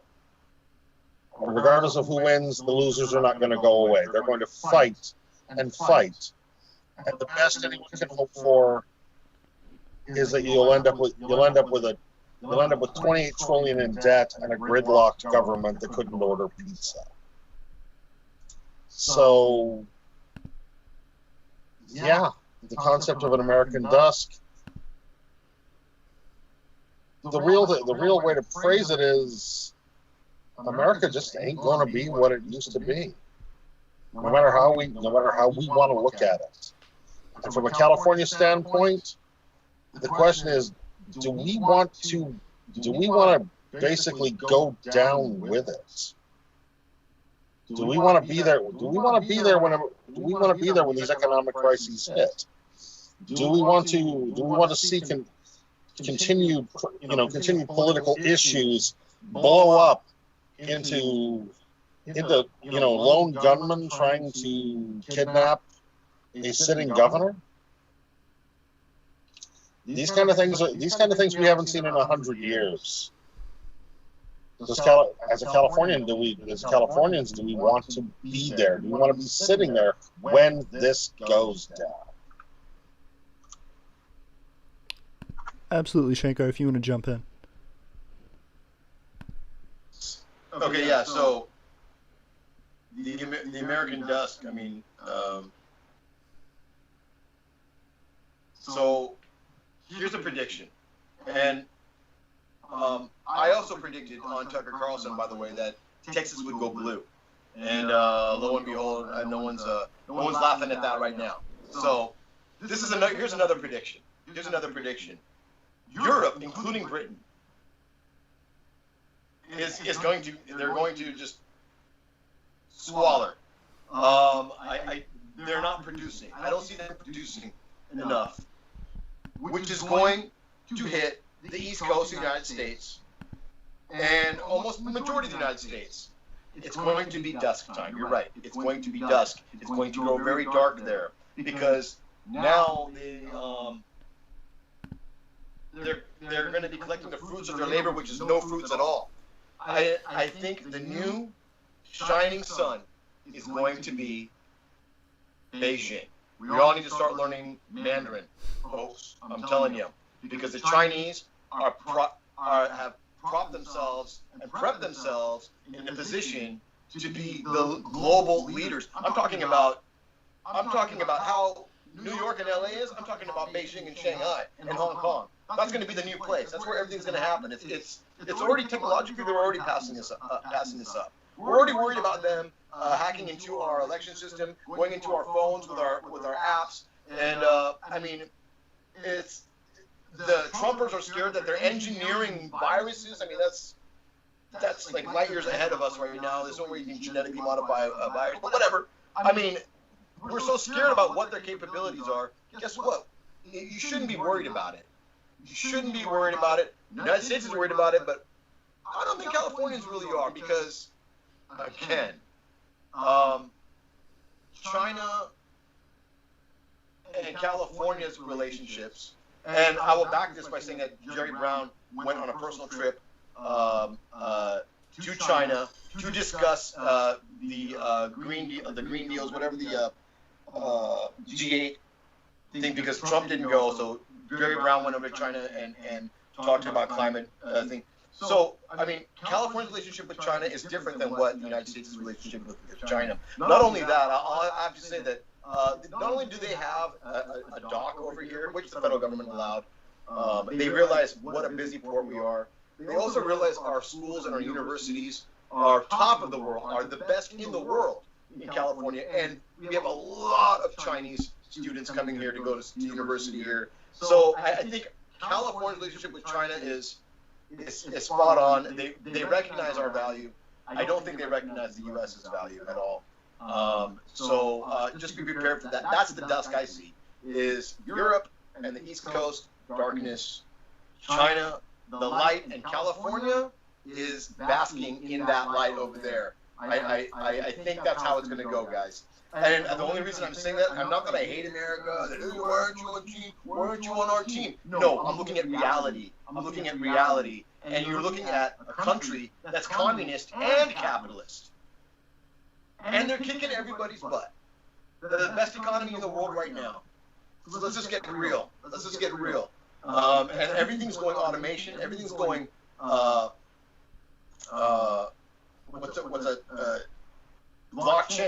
Blockchain is where it's going to be at. That's just the future. And they've lined themselves up and ready for that. So that's how I see it. I see China shipping us a lot of goods to the United States, and all of it's going to go through California. That's how I see the United States and the future of the state as well. So that's my prediction. Fair enough. Interesting points. Does anybody else have anything they wanted to say about that? If not, I can move on to the next question. Okay, perfect. Fantastic. So, that being the case, one, I just want to make a comment about this. I really wanted to play the video of Shankar. I think Marcus had brought up that Shankar told Tucker Carlson to go fuck himself. Say that, dude. I didn't see it in the actual thing. I was hoping it would go long enough if you actually did just like say it to him. So the other thing I wanted to ask about, going back to indigenous people, it says the CALEXIT movement, from what I've seen both in Independent California's publications on that and Yes California's publications on that, have been partnering really heavily with let me see what the name of the group is. I don't have it written here, but I know you all have been partnering. There's a specific group, Give Back California, something like that. Oh, yeah. Return California. Mm-hmm. Return California. Perfect, thank you. You've been partnering with Return California. It's a group to give back lands to Native Americans. Is that something that is shared by all of the CALEXIT community? Specifically, I have a map here that I'd like to pull up that shows just primarily where that's outlined. I believe I pulled this from CALEXIT's Yes California's page here. Let's see. So if everybody can see whenever I get to it. Here we go. Can everybody see? Yeah, so it seems like this is kind of carving out the idea of potentially where a native nation could be if California gave all of this federal land away to Native Americans. One of the big things that I wanted to point out about this, which is particularly interesting, part of the argument against CALEXIT has been difficulty between the United States and California, as far as people getting to see their families, people being able to connect in the same ways that they have been normally with California being a part of the U.S. that you guys have said in the past, I think Marcus specifically has said in interviews, we're not sailing away, we're not physically breaking off and going thousands of miles away, but with a border that looks like this, where you would have another nation wedged in between California and the United States for quite a few miles, with it doesn't look like very little, if any, border that would actually connect the United States to California. Do you think that could be difficult for people? Do you think that would cause issues that people may not be excited about? I'll take it. So that was a Yes California plan. We did not do it in consultation with IC, because IC wasn't around at that time. So it's not exactly fair to ask IC that. They weren't even technically in existence at that time, or they were just getting together. So that was the Yes CA plan. It is still a highly controversial idea. Some people in the movement, like myself, support returning all federal land to the indigenous, but not everybody does, and you do. And all you have to do is believe California would be better off independent if you want to be in CALEXIT. So it is not a consideration to be a CALEXIT member at all. No one's saying it is. It's not a requirement. You can have a vast amount of different opinions, and there are. Yes, California does push this. We took the stance in 2018. We went on Tucker Carlson. We pushed that. That being said, Yes, California does not run the whole movement at all. And IC is the one that's actually launching chapters, although our social media game is pretty good. The idea was basically that we suggested that indigenous people could have their own nation, that there would be power in having a nation, and we still stand by that. However, we've been having listening sessions in partnership with Return California. Return California is led by Outreach Director for Yes California, John Simha, but it's a separate organization. They're on their 4th listening session with real-life California indigenous groups. So there was one with the Mountain Maidu, the Coastal Ohlone. I think there was with participation from different other groups, and there was one with the Nisenan, and they have another one they just finished up with a guy who was in. It's called Traditional Ecological Knowledge, meaning how the indigenous ran the forest. And so they've taken the idea of returning land to the indigenous, and they're starting to run into a group of people in California who are saying, well, let's have the indigenous manage the land the way they always did. Those ideas are starting to wed together. We're very pleased because this idea was just Yes California. No one else was backing it up. They don't have to. In 2018, we took the stance. We've been with it for 2 years. We had our 4th listening session, and where we had 6 different California University professors attend from 3 different universities and 10 different indigenous tribes, real-life California indigenous tribes. It was also covered by Indian Country Today, which is the most respected indigenous newspaper in America. We finally break through. The fact that they covered our listening session, means that we're going to go viral. So, again, you do not have to back the idea, but Yes, California stuck with this. We pursued it. We kept at it in the media, and we just broke through to California and American indigenous media saying, oh yeah, that's real. And I hope that the federal government feels threatened, because Californians feel that the federal government has done a piss poor job managing the forest. The fact that Trump routinely says it's our fault just gets everybody in California to brush up on the fact that the majority of the forest is ran by the feds. So this indigenous idea of returning the federal land back to them, even if you're not fully for that idea, seems to aggravate Californians in that it reminds them that they don't own half of California. The feds do, and they let it burn down every year. So it's a great talking point for the movement. Doesn't the federal government do a piss poor job managing this? Should we have different managers? If you're looking at the indigenous, okay, but you're also thinking the people running the land suck at it. And that is a hardcore CALEXIT media angle that we are proud to enjoy. But Marcus, all you have to do is just sweep the forest a little bit. Well, that's just the thing. We're not allowed to. So even if we wanted to pursue that strategy, the feds own most of the land. It's their fault. End of story. Fair enough. That's hard fact. Shankar? Dude, so I just want to chime in, Marcus. You do all due respect. But I think most of the groups in the nation were laughing at this one because it was hilarious. I mean, you had this strip that was cut out where it was native land, and then you had us. So we was like a buffer zone from the rest of the United States, and we were all laughing at that. Even the indigenous tribes we were talking to were like cracking up at this. We're like, what the? Well, and you know what? What this did after this came out is when I think me and Hal and Independent California was just forming at that time. We were just getting the board together and getting the beginning steps together. But what this did is actually form make the Unity Conference happen eventually, because at that point we were like, all of us, we all need to get on the same page as far as what's getting out there and what's putting out there, so we can all back each other's up, see where we're all at, prepare for the next dance. So when Yes did this, I was like for it because I liked it too. I mean, it was hilarious, man. You had this buffer zone there, and I thought it was really funny, bro. And it pissed off the federal government something else, man. Oh my God, they were furious.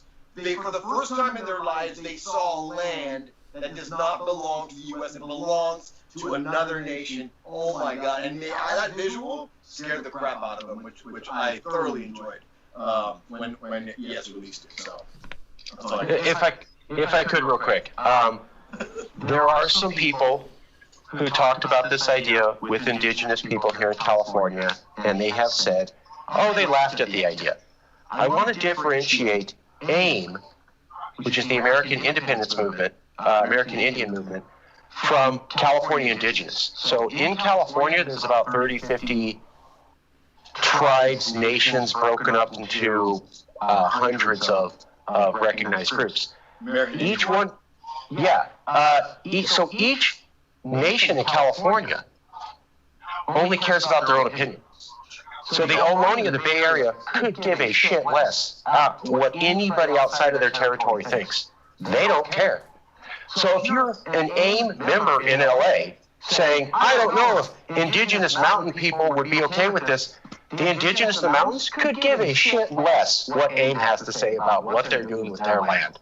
So I hear CALEXIT members go, oh, I brought this up to an indigenous person and they laughed. Was it AIM? Because their opinion doesn't matter in California to real California indigenous. There's about 400,000 California indigenous and 400,000 indigenous who are refugees from America. They have no legal rights to any of the land in California. Now that may sound harsh, but that's the law. So we're really only talking about 400,000 people who live on that land. And one of the other criticisms we got about this was, oh, you're being mean. You didn't give the indigenous the coastal land. You gave them mountains and deserts. Trash.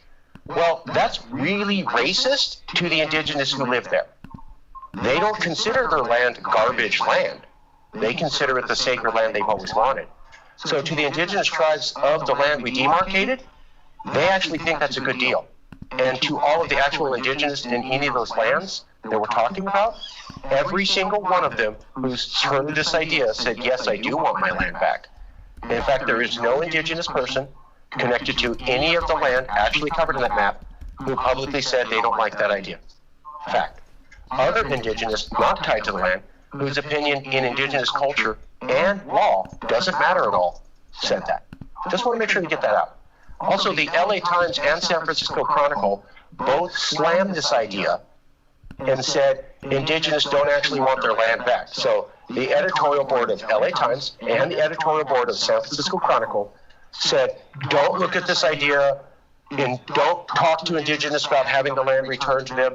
They don't actually want their land back. If they wanted it back, they would have done it themselves.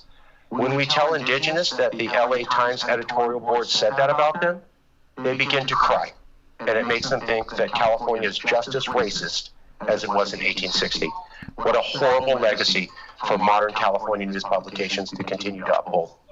Just want to make those points. Thank you. See what Yes California does? You see how that's their power right there. They just got the entire country and California to just talk about giving native lands back, and that's their strength, man. That's how they do it. So Absolutely.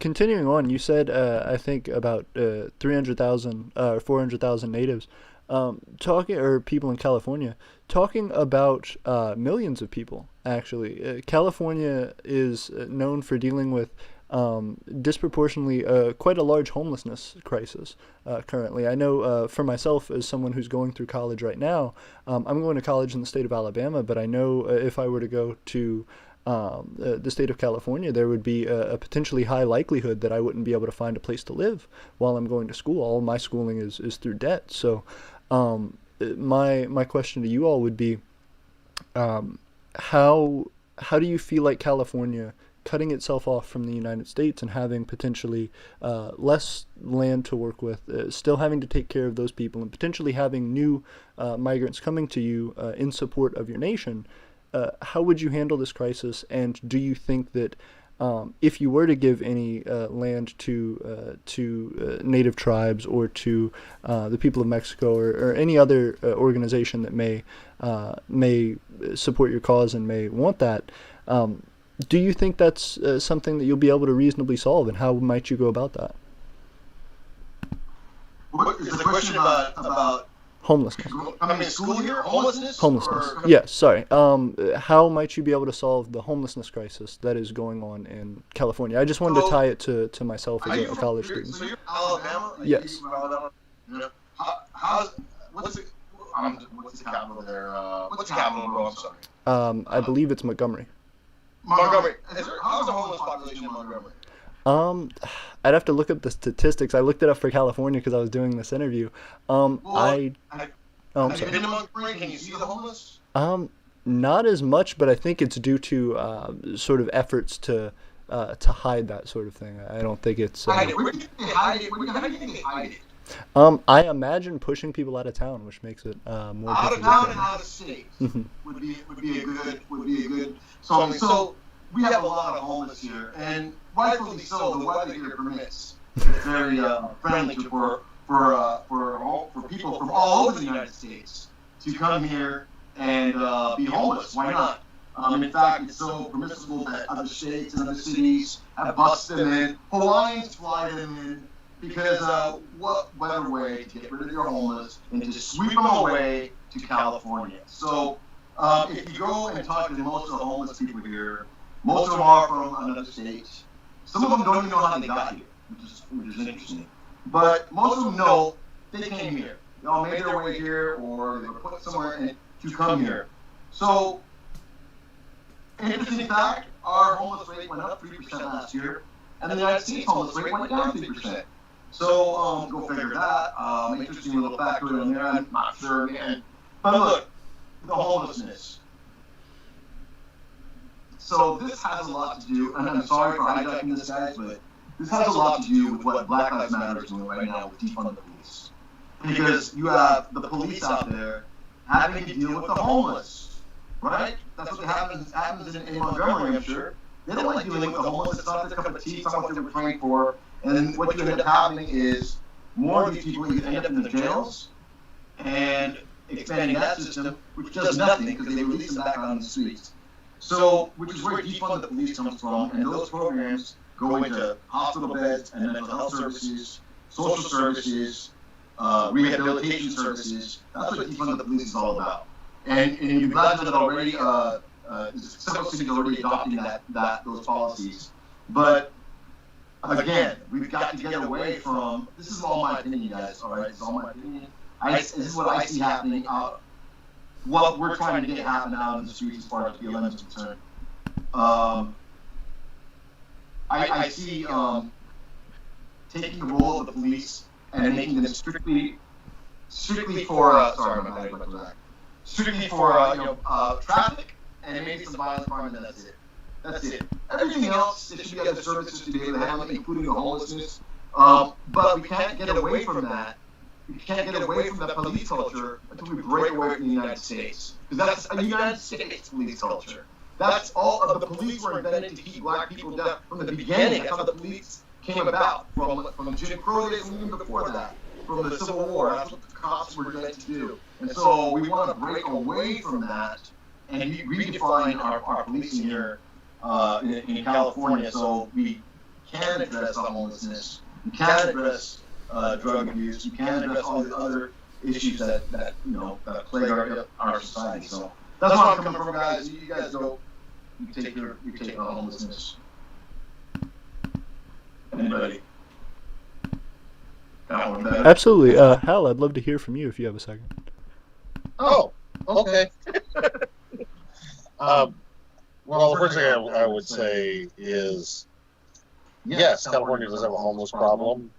Being part of the United States has done nothing to solve that. I mean, we haven't seen dime one coming from the federal government to help with this situation. So, being part of the U.S. hasn't done anything to solve this issue. There are things that need to happen. There's no doubt.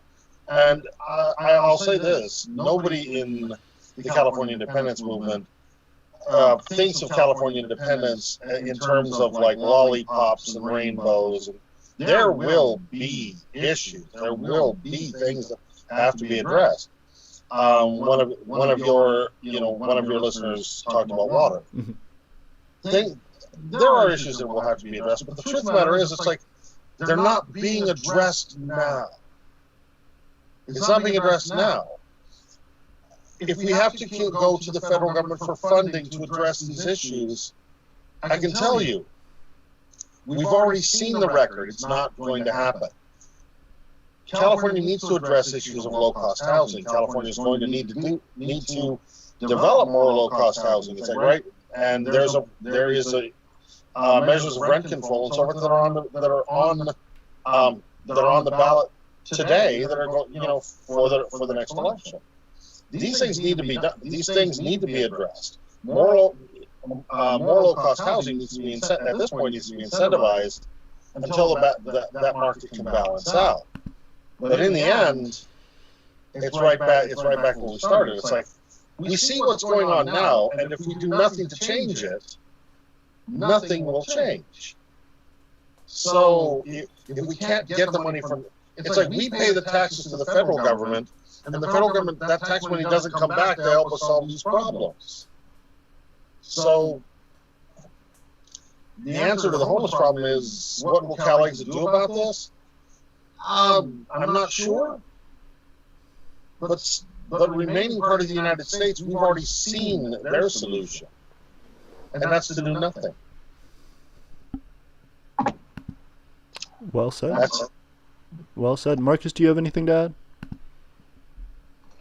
We're a donor state. We give money to support other states. And Hal's right. We don't get federal funding for homelessness. It's called McKinney-Vento. McKinney-Vento. It's the Federal Homeless Assistance Program. We get about a fifth. And then, well, how can we get about a fifth of that money if we're about a third of the homeless? At one point, we were half the money, but we only got 10% McKinney-Vento. So Hal's totally right. Actually, it's not like they never dealt with homelessness before. Okay? So if California has all this homeless, where's all that federal money? It ain't here. Never came. So that proves the point. And then we're a donor state and we got to pay money to other people. My God. AP. Yes, Shankar. AP. You have health care, my friend? I do. Is it through your employer or is it the state or? Through my employer. I'm employed through the university. Oh, through the university? Yes. So you have state health care pretty much? Yeah. You're welcome. You're welcome, man. And Nice. Mississippi, we gave Mississippi $1 million, and they refused the money. They didn't want the money because it was socialism money, socialized medicine money. They took it. They had to take it, or else their whole state healthcare system would have collapsed. But yeah. So, Fair enough. Okay. Glad to give it to you, buddy. Well said. I appreciate it. Let me see what else I have here. One of the things, talking about Governor Newsom, I know you guys have some pretty big updates with Governor Newsom and his support and everything. One of the things that's been interesting, previously there have been interviews with him talking about how he said that he's very against California independence, saying, I believe is a quote, "I'm American." And now he's saying that he calls California a nation state. What does that mean for the CALEXIT movement? Do you think his administration is supportive of the CALEXIT movement? And what's the end goal there? What do you think is in his mind? I can answer that one, man. So none of the Brown, Newsom, De Leon, look, Becerra, these are Californians first, and they know it. And they can't say anything about being independent or not being part of America. They can't. Because all that does is stir a bunch of stirs a hornet's nest, really. I don't remember if you remember Brown going head to head against Trump in the beginning when he declared himself a sanctuary state, and they went back and forth so much to the point where Brown was saying that, all right, fine, don't give us our taxpayer dollars, that we don't fund us anymore. We're just going to hang on to the two reserves that we've got in San Francisco and LA, the two Federal Reserves. We're just going to hang on to that. It got to that point. It got to that. And I might add, those were, yes, California's part of California's 9 points of how to secede was to hang on to those two reserves. It was almost as if Brown was read the pamphlet or saw the website. But if you look at what Brown did back then, if you look at what even Newsom is doing right now, they're all preparing this great state for independence. Everything that they're planning, everything that we've got coming up, the way that we structure our policy is for independence. It's to be autonomous. It's to not depend on the United States or anyone else. I don't know how much more evident they could be. I'll tell you this. I'll tell you this much, and they'll deny it. I was at Channel 4 in the green room with Kevin De Leon. He's the president pro temp of the state senate, and I asked him what he was talking about, and he was talking about renewable energy and the car deal, where all the cars will be on electric by 2035 or whatever it was. And he asked me who I was, and I told him, and he started chuckling. And he's like, man, he's like, you know what, keep at it. I'm like, hey, I was like, we're there. He's like, you know what, we've got, you guys are in our back pocket, man. You guys are the last line of defense we have to chuck against the federal government, so keep at it. So after he said that, I kind of looked at us like, we have what's his name as our Attorney General before Eric Holder. He's in the Attorney General's office, and he deals with all the federal lawsuits. He's our first line. He's our Doberman, and then you got the junkyard dog, which is us, tied with a chain in the back, which is CALEXIT. We're ready to guard California from the United States. So that's what I told him. We started laughing. A lot of truth. It's also in the moves that are going on at the state level quietly. We're not California. It's like Governor Newsom says that he is an American and he doesn't favor independence. And this week he creates a California-based consumer protection agency. Right. Which is not the kind of move that you're going to make to control banking if you're utterly reliant on on a national level. Yeah. Don't forget the pharmacy. He's establishing a state a pharmaceutical to come out with medications. So our pharmaceutical companies have to compete with the state prices. And we're giving reparations back to black people. Hello, United States. Is that part of the United States? I don't think so. I think the United States would turn over on its back and start throwing up if they started doing any of that. I mean, could you imagine that happening in Alabama, bro? Reparations to black people. I think it would take a lot of political moves. I think it really would. It's really interesting because just looking at the demographics of Alabama, one of the most large populations in Alabama is the African American community, and also the absolute least represented. Alabama, every single time is Republican, but almost every single African American person in the state of Alabama votes Democrat, and it's because of these isolated pockets throughout Alabama that are just sort of suppressed. It's an interesting dynamic. If I could give every black person in the South a ticket to California, I would. Well, I think that's the interesting thing. Well, I think that's the interesting thing. There's a lot of culture here that they would say, is theirs.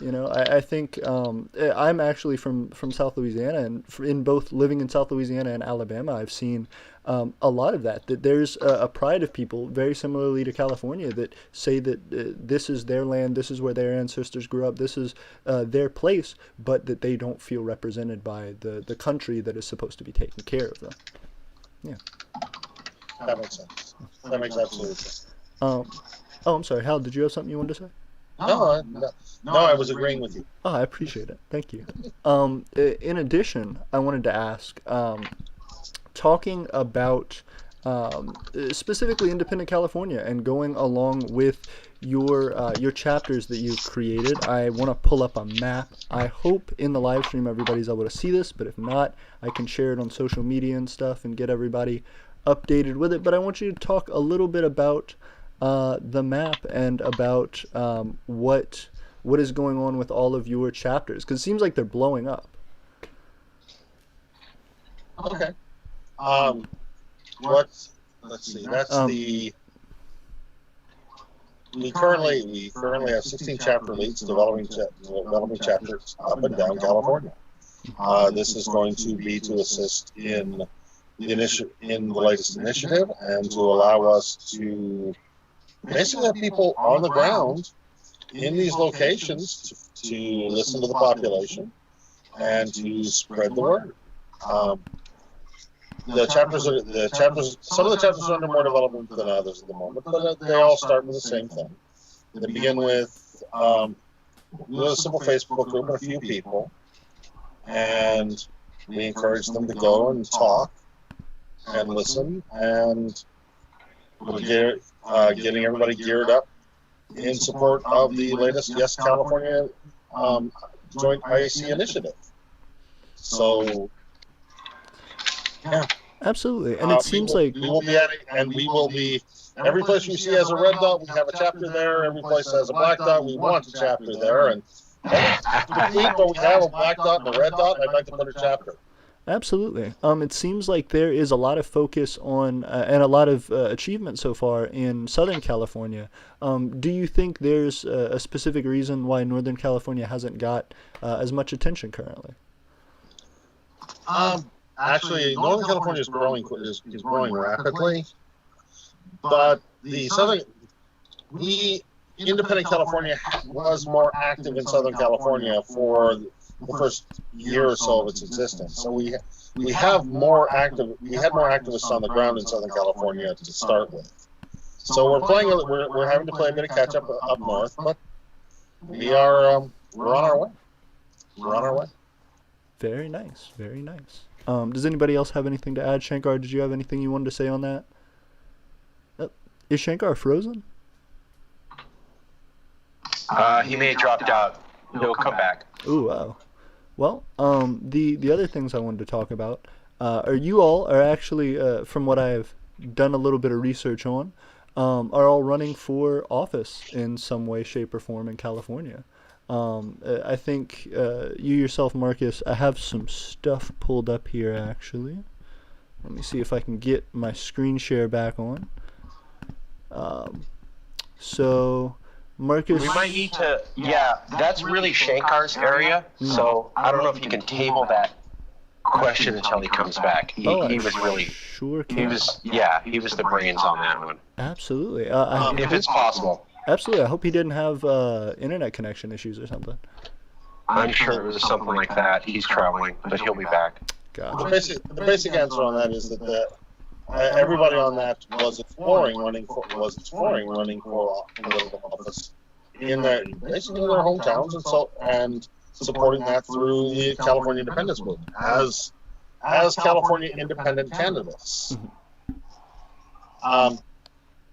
Most of that list didn't make the local requirements, but there's always 2022. Yeah, absolutely. Very true. Yeah. That's just an example of that's the kind of thing that's getting built, and you'll see more of over the future. So the great mass, right? You saw one of the chapters, and now you saw one of all these politicians running. Well, That's what's coming. it's also a case of if we don't lay the groundwork to do this now, as we build these chapters and as people come on board with the movement in general, we need to have something to show them how and what's possible. Yeah. Absolutely. Yeah. It definitely seems like it's Where it's going. Absolutely. It's like you said, how building that foundation. Hey, Shankar. Hello. Hey, what's up? Hey, we were actually just talking about you all joining in on running for political office. Are your internet connection issues all right? Is everything good? Yeah, my tablet ran out, so I'm on my cell phone now. It should be good. Oh, okay. Yeah. I'm gonna have a smoke real quick. Oh, absolutely. The political candidates, Shankar, the list of candidates that you had worked with to put different people as house in local communities across California. Could you talk to AP about that? Certainly. So amongst the movement,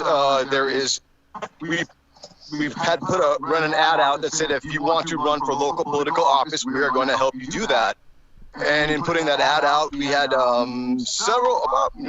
two dozen people respond as to I want to run for local office. And so we kind of did what city they're from, what position, what offices were available for them to run on, and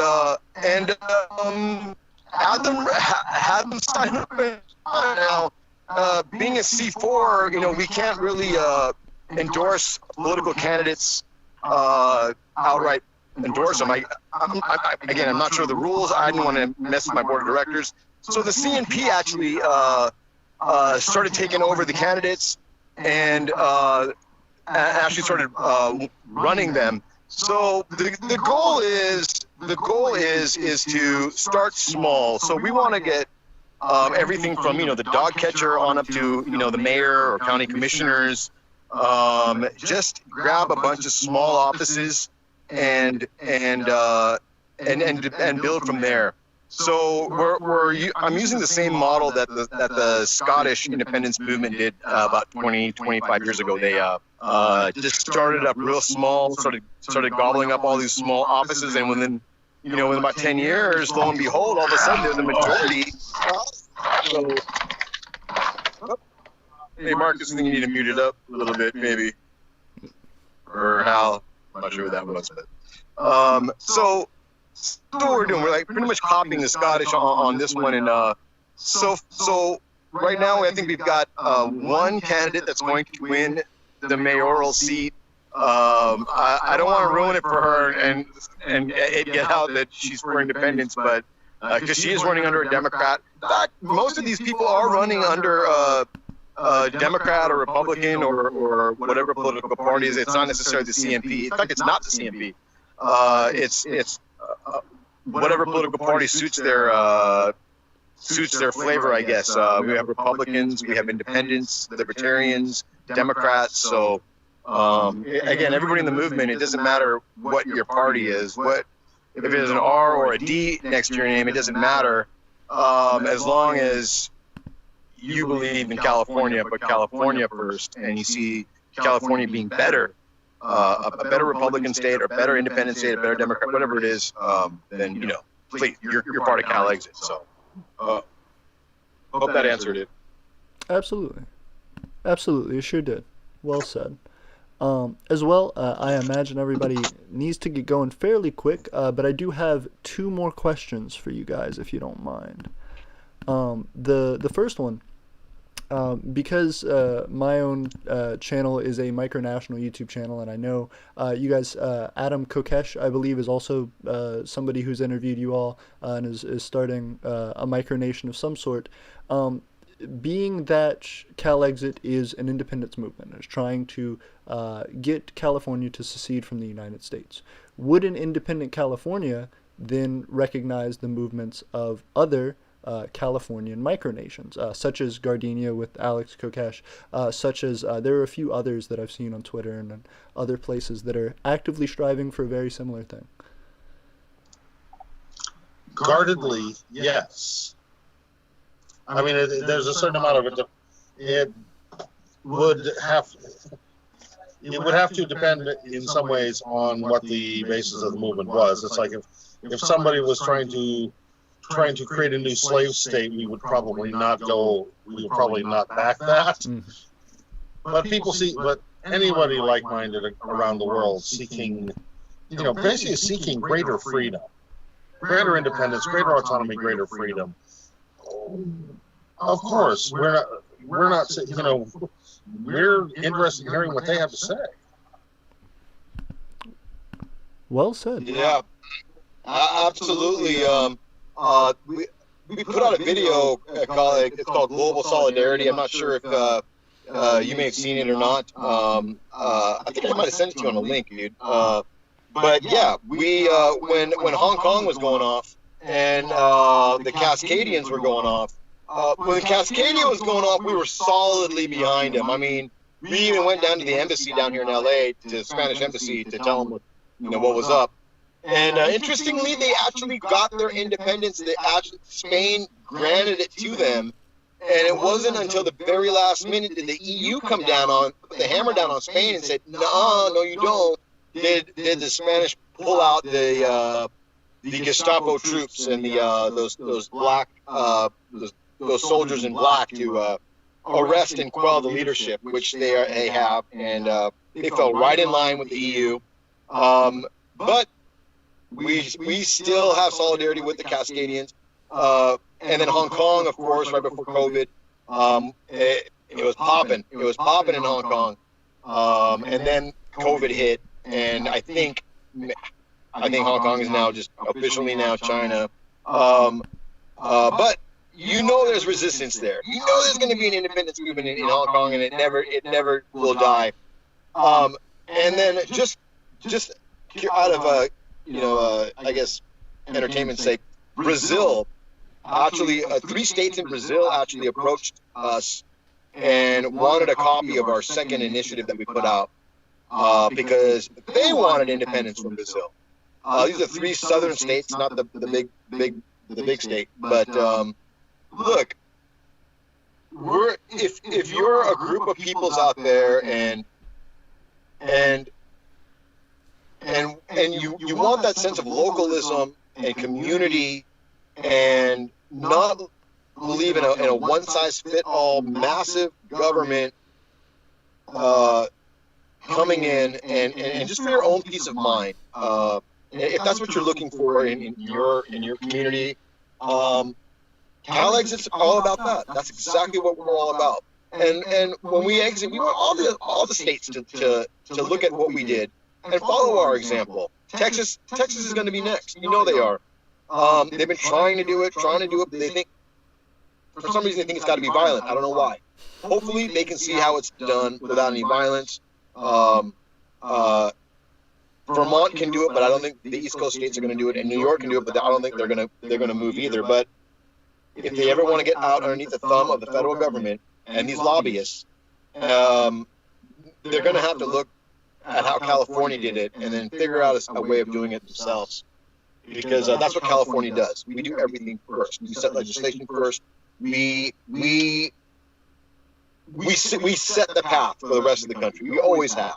I don't give you examples: marijuana, immigration, sanctuary status. I mean, we do it if it's good for the state, and a lot of other states need to start following suit on that instead of being fearful of Big Brother, Uncle the Fed. So. Well said. Fantastic. And then the final thing that I wanted to ask everyone is, one of the things that I've learned personally in trying to contact other micronations, contact secessionist movements like yourself, is that sacrifices play a big part in what you can put into something. I'd like to hear from you all. What are some sacrifices that you've made for the movement, and also what are some things that you've gotten out of it? How has that changed your life or enriched who you are? Who wants to go? Everybody's. I'll go. Sacrifices. Yeah. I mean, look, I just came back from Northern California. When I'm setting up chapters, I go up and down the state.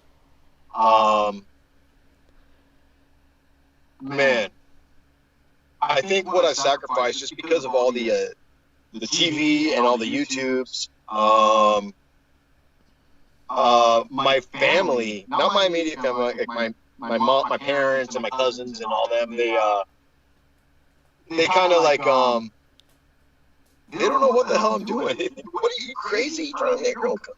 I think that's been a little strained because they get it. Because I mean, my stuff's gone viral a couple times, and so for them to go to work and all of a sudden go, "Hey, isn't this your cousin?" or "Hey, isn't this your son?" I mean, I think that's a little off-putting for them, but I told them they should just back me up. But you know, I guess they're very conservative Indian people, so they're just trying to save face. But I think that's about it, really. I mean, aside from the death threats, which I wear as a badge of honor, I don't think I've really and then my time. That's about it, really, man. I think that's all the sacrifice I've really done. I haven't, like, I guess I have put my life on the line for this, dude. It's death threats. So Cindy Sheehan, I'm not sure if anybody knows who that is. She is an activist. Her son died in Iraq in 2005. She ended up having a protest in front of George Bush's ranch, and then 2,000 of her friends followed and camped out right in front of her house. She's one of my idols. She's one of my mentors, and she was on our board of directors. And when I told her about the death threats, I was literally worried about it. And I told her about it. She smiled. She gave me a high five. She said, "Welcome to the club." And then she said, "You know you're doing something right when you get the death threats." And that just stuck with me, because that just meant that I am making progress and I am changing the way people think. So, you know, props to Cindy Sheehan. She's the grandmother of all activism. If you don't know who she is, look her up. Well said. Hal, do you want to go next? Well, sacrifices. So when I tell the story about my wife, about screaming at the TV, and my wife saying, "If you feel that strongly, go do something about it," she meant start a blog or something. She never meant like diving headlong into California independence. It's not necessarily taken a toll on our family, but this is not taken lightly. I mean, this is nothing to take on lightly. It is work. It's shoe leather and time on the computers, and time like now where we have things we have to do and get done. It's also, you know, I mean, I hate to call it like any other expensive hobby out there. This trying to change the world can hit you in the wallet, but it's also allowed me to meet Shankar, Marcus, and a lot of people. Cindy Sheehan, as Shankar's mentioned, it's allowed me to share thoughts and ideas and to discuss these things with a new and ever broadening circle of you. I mean, there's sacrifices here, yes, but there's also opportunity. It's also giving me opportunities, and I'm, you know, right now I have to say I wouldn't change it. I love that. I love to hear that. That's fantastic. And then Marcus, did you have any thoughts you wanted to throw in? No. All right. Well, fantastic. I really appreciate you guys being here. I think for people who may not have known about the movement, who may have had questions about it, I'm hoping this is a lot of content for them to absorb and to learn about all the different aspects of it. So again, I really appreciate you all. And if you guys have anything to plug, obviously the Independent California, Twitter, Facebook, same thing with Yes California, Twitter, Facebook. If there's anything in particular you guys would recommend to our audience, definitely plug it. So I just want to say this one thing really quick is what this has done for me is like what Hal said. I mean, we've worked with so many organizations out here. I mean, Deported Veterans was one that really was really pulled at the heartstrings. We go over the border with attorneys and hear these guys' cases and try to get them back. These are guys that served in the military, went over to Iraq, maybe lost a limb, and then they get deported when they get back. And so we're trying to get them back. Also, the nurses, we're working with the nurses for universal health care. Those are a great bunch of people right there. Really from the heart. They really, there's no drama, there's no politics really with that group. So much props to the nurses union as well. And all the Californian groups, 365, they're a great environmental group around since the 70s. They really solidly care about our environment and really represent California values. So our website, I think Hal was just trying to put it up, www.independentca.org. It's an epic site. I'm not sure if the transfer happened yet, whether it's a new one or the old one, but keep checking on it because it's epic. The new one's epic. So I can't wait for it to pop up. Fantastic. Well, again, thank you all so much for being here. If you guys need any of the footage from this, definitely ask me, definitely hit me up. I am excited for the future of CalExit and to hear more about what you all are doing. So please keep me in the loop. And until next time, thank you all so much. Shankar Singham, Hal Lohr from Independent California, and Marcus Ruiz Evans from Yes California. Thanks very much. Absolutely. All right, guys.